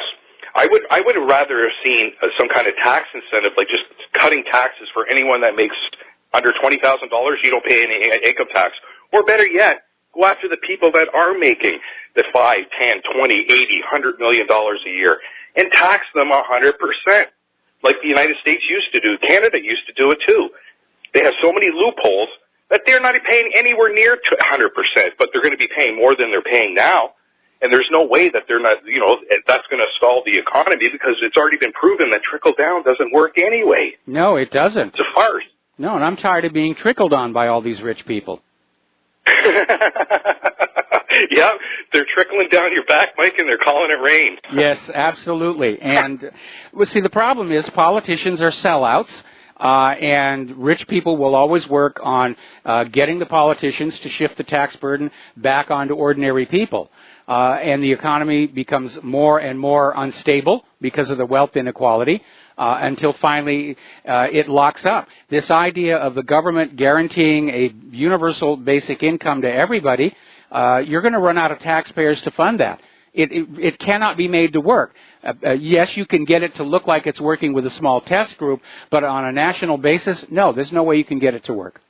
No, it's going to, it's doomed. It has to be like that way. Even I think Norway or Switzerland had a similar idea, and they decided, no, we're not going to do it. We're going to scrap it, because they look at it a little closer than what's happening right here in this country. So Mike, what do you do? I mean, there's this big tax cut in the United States now. Apple's saying they're going to repatriate this, and I think there's like $2 or $3 trillion of unrepatriated dollars sitting overseas in the United States. Yes. I mean, once that all that comes back, then what? Well, it's going to go into the financial system. It's not going to be. It's not going to get down to the ordinary people, and that's just the ugly reality of that. But people seem to have forgotten. So going to R&D. People have forgotten the wisdom of Henry Ford. And, of course, we all remember Henry Ford. He invented the assembly line to make cars affordable to ordinary people. And his wisdom was simply that the best way to become prosperous is to make the community around you prosper. And basically his thinking was that the more wages he paid his workers, it allowed them to buy the cars they were making, which became his best advertising. But he basically understood that the more ordinary people around you are being paid, the more they're going to have to spend to buy what you are manufacturing and selling. And our current business mentality is just so rooted in, multi-million-dollar bonuses for the CEOs that they've just turned into these money-grubbing people who want to cheat their own employees, cheat their customers, and they seem to think it's perfectly okay. It's acceptable behavior. Yeah, they're a bunch of golems. Didn't Henry Ford also say that if the people understood the banking system, there'd be riots in the streets? Yes, he did. He was talking. Yeah. Anyway, thanks for your time, Mike. All right. Thanks. I hope Claire's doing better soon. Thank you. Well, me too, and she is doing a little better, but I'm having to sort of keep her from doing anything strenuous and stressful. All right. Well, thank you very much. We're going to let you go and switch over to Charlie in Los Angeles. Aloha, Charlie. First of all, I'm going to do a shout-out to our on-air affiliates who are rejoining our network. So, Charlie in Los Angeles, what's on your mind today? Today is immigration. I would say when it comes to Trump, you believe all you see and can prove and nothing you hear. I know people on the ground in Clark County, Nevada, and the Filipinos and the Chinese and the Asians are still coming in right off the boat, okay? Now, Trump doesn't like people from countries that know Israel. They've either been in combat with them or they're Islamic countries. He doesn't want the people that know the Jews. But if you can come here and work 2 jobs and work for nothing and keep the wages down, that's good for Trump's buddies. So I don't think Trump's doing anything on immigration except for satisfying the Israeli and the AIPAC lobby. Thanks for taking my call. All right, you've got it. Thank you for your comments there. And we're going to go over to Terry in California. Aloha, Terry. Welcome to the show. What's on your mind? Hey, Mike, that conversation you just had with the gentleman from Canada. Yes. Where's the money coming from? I've had this question for a long time. And that's exactly why we have to audit the Fed. I think, and that's why they're so defensive about it. It's because all the games are playing with this money. And by the way, you might find some stuff going to Israel too. Some big bulks of that money they're printing going over there. But there's only one way to find out, and that's to audit the Fed. Yeah, well, a lot of people think that the Fed should be audited. Ron Paul was certainly pushing for that, which I think is why there was such political opposition to him when he ran for president. They were absolutely terrified that if he got the White House, he would say it's time to audit the Federal Reserve. And the Federal Reserve, they've gone as far as literally dropping hints that they would deliberately crash the economy if there was a full audit of the Federal Reserve. And along with where some of that money has been going, the reason the Federal Reserve is afraid of a full audit is they're afraid of what the reaction will be from the American people when it's revealed just how much wealth this paper and ink scam has extracted from the American people's labor over the last 100 years, because it's an immense amount of money for little more than printing presses, ink and paper and numbers in a computer. And it really is a scam. Well, it's not only the American people, they're afraid about the rest of the world, because it was based on the reserve dollar of the United States. You're right. And, Yeah, you're absolutely right. If the Federal Reserve were revealed to be such a gigantic fraud here in the U.S., other nations would start looking very closely at their privately owned central banks. And, that's why when the United States was first started up, where the government issued its own money and did not borrow it from banks, that's why Europe was so opposed to the United States. When Lincoln came along with his greenbacks, Europe literally was going to aid the Confederacy to destroy Lincoln and reimpose private central banking on the American people. The only reason they didn't was Russia intervened to stop Europe.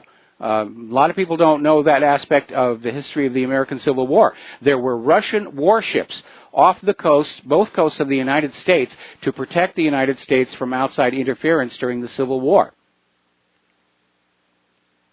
Right. The other thing that blows my mind about the amount of money is that when Rumsfeld said we can't account for $2.3 trillion the night before 9/11, I mean, how can you not account for some of $2.3 trillion? And everybody said, oh, well, after the war started. But no, I mean, they have to hire all 5 accounting firms to go in there and go through all the books, everything. Well, and the total amount of money. The total amount of money the Pentagon claims to or admits it's misplaced is somewhere around $8 trillion. Actually, interestingly enough, when Donald Rumsfeld got up there and made the admission about the $2.3 trillion, I think that was the number, there actually were accountants working in the Pentagon trying to find where that money went. But the very next day, 9/11 happened, and the airplane that struck the Pentagon actually flew around the Pentagon and came in from the other side, and it crashed right into the offices where the bookkeepers were working. And so all the paper records were destroyed. So wherever that $2.3 trillion went, whoever got it got away with it clean. Well, they should have a law. Everything's on computers now. There's got to be some kind of digital backup held somewhere else, and maybe a couple other places. Maybe even the blockchain. That way they can't cheat. And so, we're tired of it. And $700 billion for defense every year. $700 billion, almost $1 trillion. Yes. And then Trump comes up and says, $700 billion is more than half the world. Yes. And then Trump says we can't do it on that. We've got to come up with another $54 billion. Now, and then Mattis now is saying we have to, well, he's just talking about the government shutdown, obviously. Yes. But, and as you said, I think that Putin's doing it all for $66 billion, and he's coming out with superior weapons to what we have. Well, military procurement in this country is just a big, huge money-making operation for everybody that's involved with it. And we've all heard the stories about, $70 hammers and $40 washers and $800 toilet seats. It's because it's this huge supply chain, and everybody along there is making money, and they're all tied in with the political system. Eisenhower called it the military-industrial complex, and in his farewell address to the United States, he issued the warning, saying that this huge armaments industry had enough political power to literally start reshaping the nation's economy around itself, and it absolutely did. I saw a huge amount of waste when I was involved with military projects early in my career, and it's just stunning how they go through the money. But for them, it's normal behavior. Anyway, Terry, we got to take a break for commercials. So we got the music, we got announcements coming up. So bye. All right, bye-bye. Thank you for the call. We'll be back with another phone call after these few words. And aloha, America. Welcome back to our show here. We're going to go back to the telephones. Dino in Chile, thank you for waiting so patiently. What is on your mind today? Well, I just feel like we are going to be slaves forever, and that when they took our money and they exchanged it for pieces of paper, because we used to hold silver, gold, and copper and nickel in our pockets. Yes. And if we didn't like something, we could just keep that wealth in our pockets, and collectively that was very powerful. Even here in Chile, the peso is now worth nothing. 1 peso is the size of your fingernail, but a peso used to be a solid silver ounce, just like $1, which actually means 1 ounce of silver. And so, I don't think we're ever going to get away from these people. I think the only way is to ignore them somehow. Grow your own food. Try to be self-sufficient.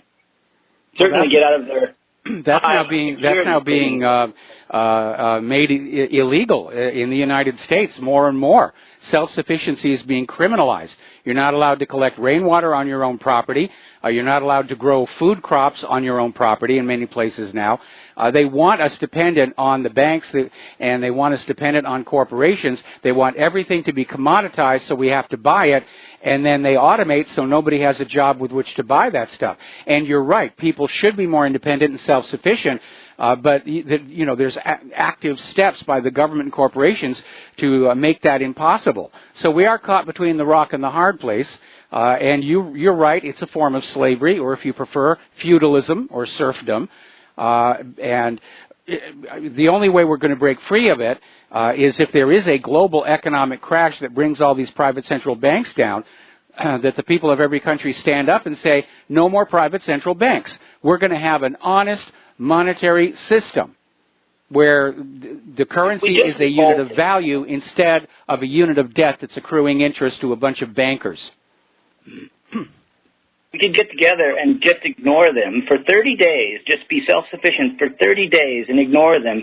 They would come crashing down. I think a lot of it is location. I moved to Chile, and the government here is afraid of the people.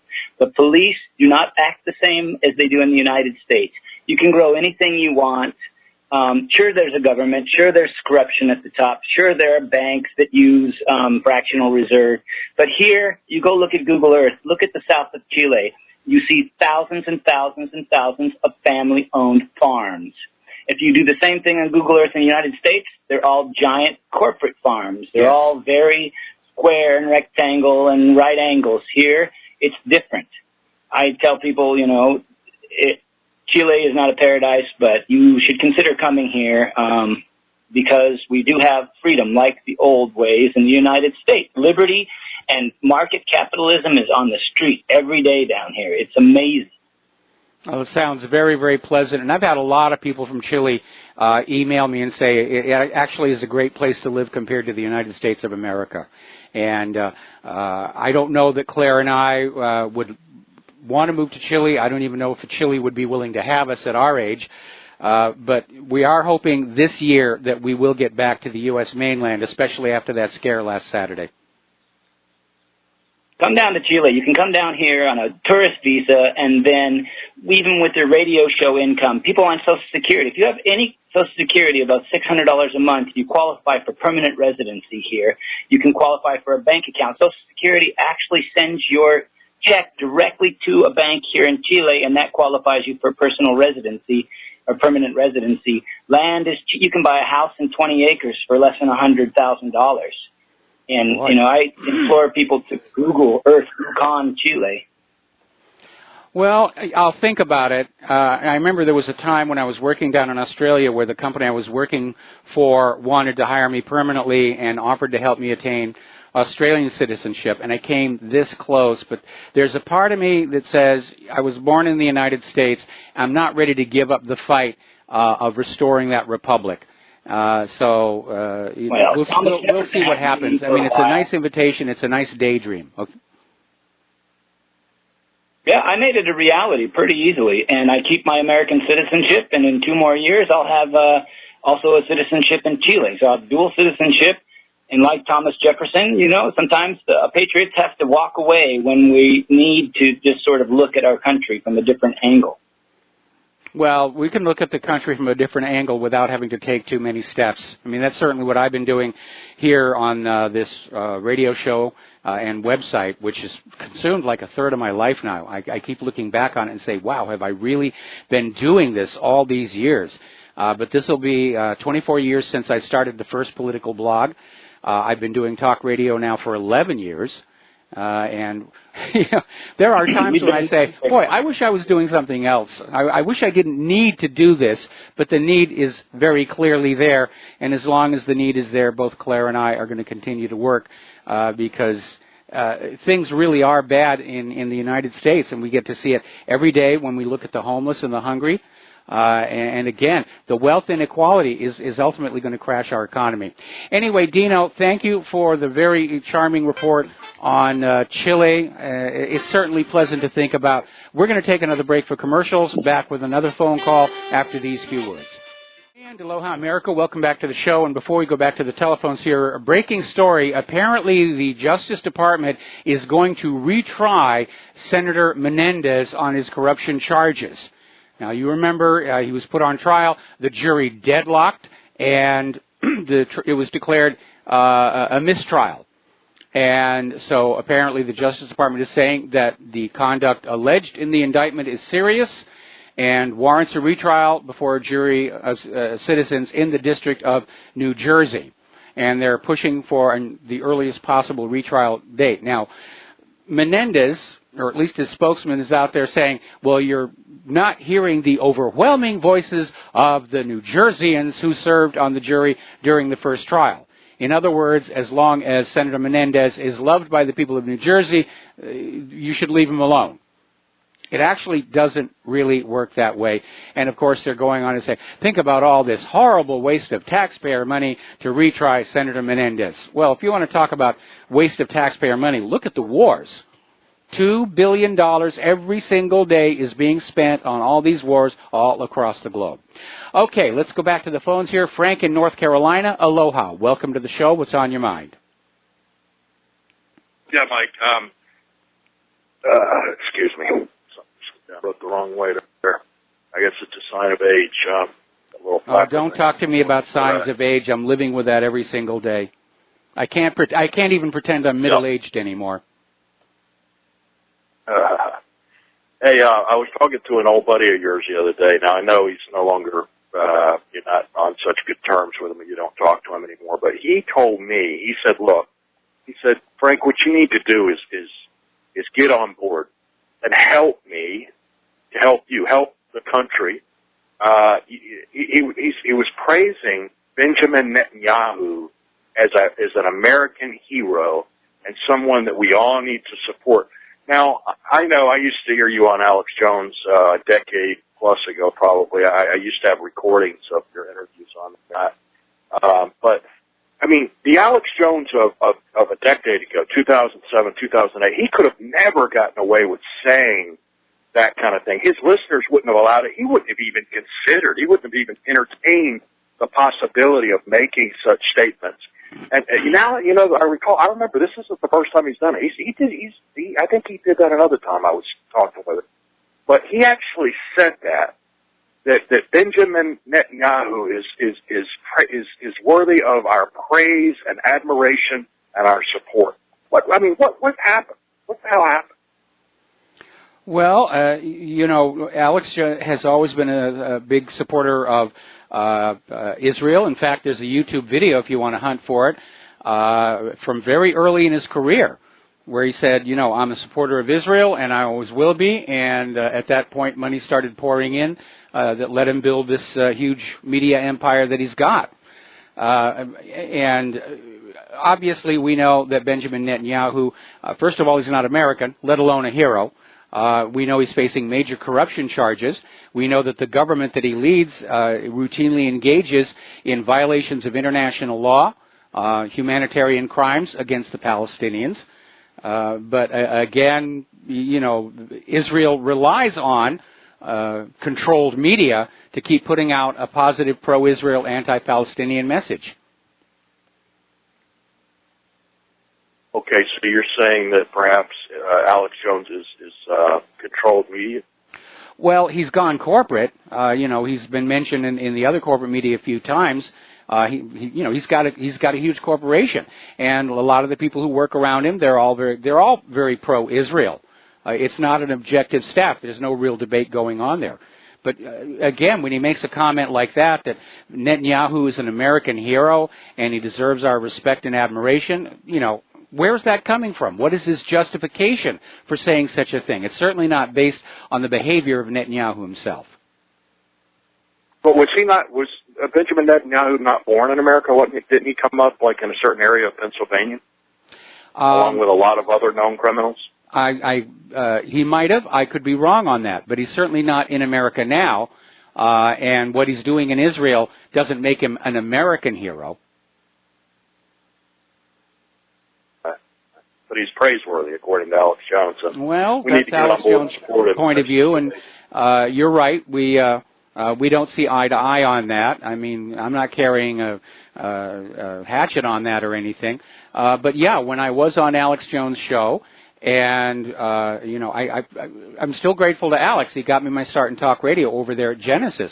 But every time I would criticize Israel, I kept getting all these emails that as soon as I was off the air, Alex would have somebody on there saying why I was being an anti-Semite and why I was wrong and this and that and blah, blah, blah. And so, you know, eventually it got to be personal where Alex came on out and said that anybody who was not supporting Israel was mentally retarded, or words, the equivalent words. And when he got personal like that, at that point I left Genesis and I went to RBN, TogiNet. I've been like about 4 or 5 networks over the years, and now, of course, I'm back home here at RBN. I notice he doesn't allow. I haven't heard Wayne Madsen, former NSA associated whistleblower. He doesn't let him on anymore. I got him back on there at one point because I was complaining, why don't you have Wayne Madsen on? He started having him on again there for a little while. It's interesting, though. There is one guy, Dr. Steve Pachinik. Yes. He still allows him to come on there every now and then, and he don't even ask him. I mean, it couldn't have been more than a year and a half or two ago. He flat out asked him, just to kind of show, look, I'll ask the question. He asked Steve Pachinik, who did 9/11? Steve Pachinik, without hesitation, said Israel. But yet we're supposed to support, Israel. Somebody like me, I believe Benjamin Netanyahu was intimately involved in many facets of the attacks of 9/11. And yet he wants me. I mean, he's like the father. He's known as like the father, the godfather of 9/11 truth and all that. I just don't see how his listeners let him get away with that. Anyway, I'll let you go. All right. Well, thanks an awful lot for the phone call. I actually don't know what Alex Jones' current listener numbers are, whether they're going up or going down. I know the numbers are going up at whatreallyhappened.com, especially since the new server got put in, and I'm still dealing with fixing all the problems there. But it is blazingly fast, and apparently people are enjoying it, and I noticed this morning the numbers were up considerably. And, of course, our listenership here at RBN. Kind of hard to figure out what it is. We're not on Arbitron, but we do know that the streams are pretty much maxed out all the time. We know we're carried on a lot of Part 15 hobby transmitters across the country. And so, yeah, we've got a huge audience out there. Okay, now, getting on back to the world of computers and computer equipment here. And I've been sending this article actually to my own advertisers to put them on the lookout for that, because apparently one of my advertisers is again breaking the rules. And apparently this only affects people using iPhones. But when you go to my website, there'll be this pop over for coupons.com, which apparently is very difficult to get rid of unless you avail yourself of whatever it is they're offering. And until you get rid of it, you can't get to the site. And, the rules are, I have a specific set of requirements for my advertisers. Pop-unders are okay. Pop-overs are not allowed. So we're trying to track down who's doing this. So this article here came out of fastcompany.com saying that there is a new wave of bad ads that's even hijacking top-tier websites. And it says, over the past couple of weeks, Internet users have been complaining of a new wave of hard-to-close, misleading, and malicious ads popping across websites big and small. Some of the ads even make it impossible for people to read news and other content by redirecting browsers to spammy sites or popping up mobile app store pages for undesired software. And apparently it's even hit publishers like the New York Times and the Atlantic. And experts are saying the problem is with an extremely complex online advertising system that makes it hard for publishers involved to track down where these ads are coming from. And that's the problem that I'm dealing with. I know who my advertisers are. I'll see an offending ad, and I'm trying to track it back. And it goes to this forwarding server and that forwarding server and that forwarding server. It's set up deliberately to protect these abusive advertisers. And it is a real headache to have to deal with. And unfortunately, I'm not in a position where I can survive without the ad revenues just yet. However, I will share an insight from the many years that I worked in advertising. Because in the early days of computer animation, only commercials could afford the high cost per second of running time for computer animation. And I was back at a company called Robert Abel & Associates, which is one of the pioneers of the industry. And so I spent a lot of time learning not only about computer animation, but about advertising in general. And the one thing you don't want to do is annoy the people receiving your ad.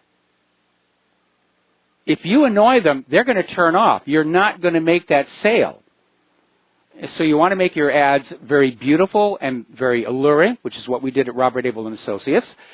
We did an ad for a Corvette. It was one of TV's first 90-second commercials. And it was so popular, people were literally calling the TV stations, when are you going to run that one again? I want to see that again. That's how you get people to buy your product. They want to see that commercial. They get excited about it. When Claire and I were doing local advertising, radio and TV, our path was humor. We made ads that were funny. People would be laughing about that, find out what was going on. Another way that you do that is you open a commercial by posing a question. Get them thinking. Get the potential customer involved. You have to lure them in. You can't just bludgeon them with ads. And I know there seems to be a lot of money flowing through this abusive ad industry because they're being paid just for you to see the ad. They're not being paid whether the ad is effective or not. So they're out there just to generate as many views as they can, any way that they can. And it's not just the advertisers themselves. There's a ton of hijackware out there now that will get into your device, and they'll basically, when you go to a website, it will block the ads coming from that website and substitute its own. And this is very unethical behavior, but apparently there are advertisers who are willing to go along with this kind of approach to get their ads out there. Now, one of the things you need to watch out for right now, there's a WhatsApp scam that's going around where basically you will get an email saying that your WhatsApp subscription has run out. Now, WhatsApp is free. There is no subscription.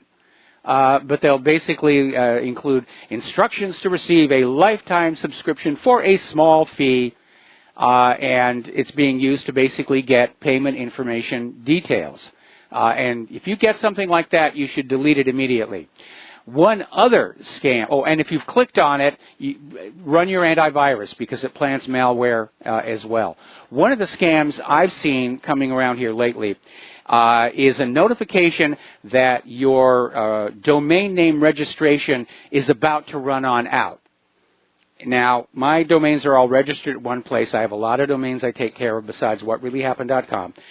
And so I'll recognize this email is coming from some other company. And what they want you to do is you say, oh my goodness, I'm going to lose my domain. You send them a payment, and then they put through the request to basically move the domain from where you originally registered it to their domain name registration. Also very underhanded, very unethical. So you got to look very carefully at any email that says that something is about to expire, because they're trying to panic you and goad you into doing whatever it is that's in their interest to do. Now, as you know, Brigitte Bardot came out the other day slamming the Me Too movement, saying it's hypocritical for all these actresses to be out there screaming they were harassed, when the reality is that actresses are out there trying to seduce directors and producers to get better roles in the films and TV productions. And yes, they do. I saw a lot of it when I worked in Hollywood. Well, now another actress, Catherine Deneuve, has come on out saying that this Me Too frenzy is depriving men of the freedom to even approach women. And she's saying, far from being some kind of a liberation campaign, it's patronizing women, it's punishing men for minor misdeeds. And the only people who benefit from that are the Puritans, the ones who think men and women should never get together. And men are being punished summarily, forced out of their jobs. All they did was touch someone's knee or try and steal a kiss. Actually, I would consider that a little inappropriate as well, but not worth destroying somebody's job for. But instead of helping women, this frenzy to send the men to the abattoir is helping the enemies of sexual liberty, religious extremists, and the worst sort of reactionaries. So there's a growing backlash to all of this nonsense, and I'm glad it's starting to happen. Because I got to see all of this happening down in the late 1990s with the militant feminist movement, which was declaring that all men were rapists, and even a handshake was a prelude to rape. And it really did get completely out of control. along that same line, a 2-year rape case against an Oxford University student has been dropped just days before his trial was scheduled to start after a new set of eyes re-examined the Crown Prosecution Service case against him. Apparently the student, Oliver Mears, 19 years old, from Surrey, was being trained to become a successful scientist before he was arrested on suspicion of raping and indecently assaulting a woman at a party in 2015. And apparently the trial was about to start, and the Crown Prosecution Service, there had been a turnover of staff. They looked at the case file and realized there wasn't anything there. It was just some of this get the men frenzy. And so they've dropped the trial, and somebody needs to apologize to him. But I'm sure the student is breathing a sigh of relief. But again, the damage has been done. His name was in the papers, accused of rape. That's going to impact the rest of his career.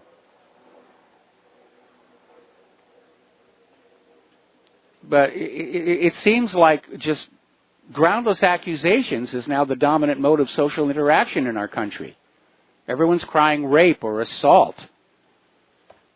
We had a situation like that when I was working on Lost, cost somebody their job. And I knew the guy who got fired. He was a nice guy. I'm not going to name any names. I'm not going to embarrass anybody. But I think it was definitely an overreaction to what had happened. And I think there ought to be like a 3 strikes, you're out kind of a deal. Like you cross the line once, you touch somebody's knee once, you get a warning.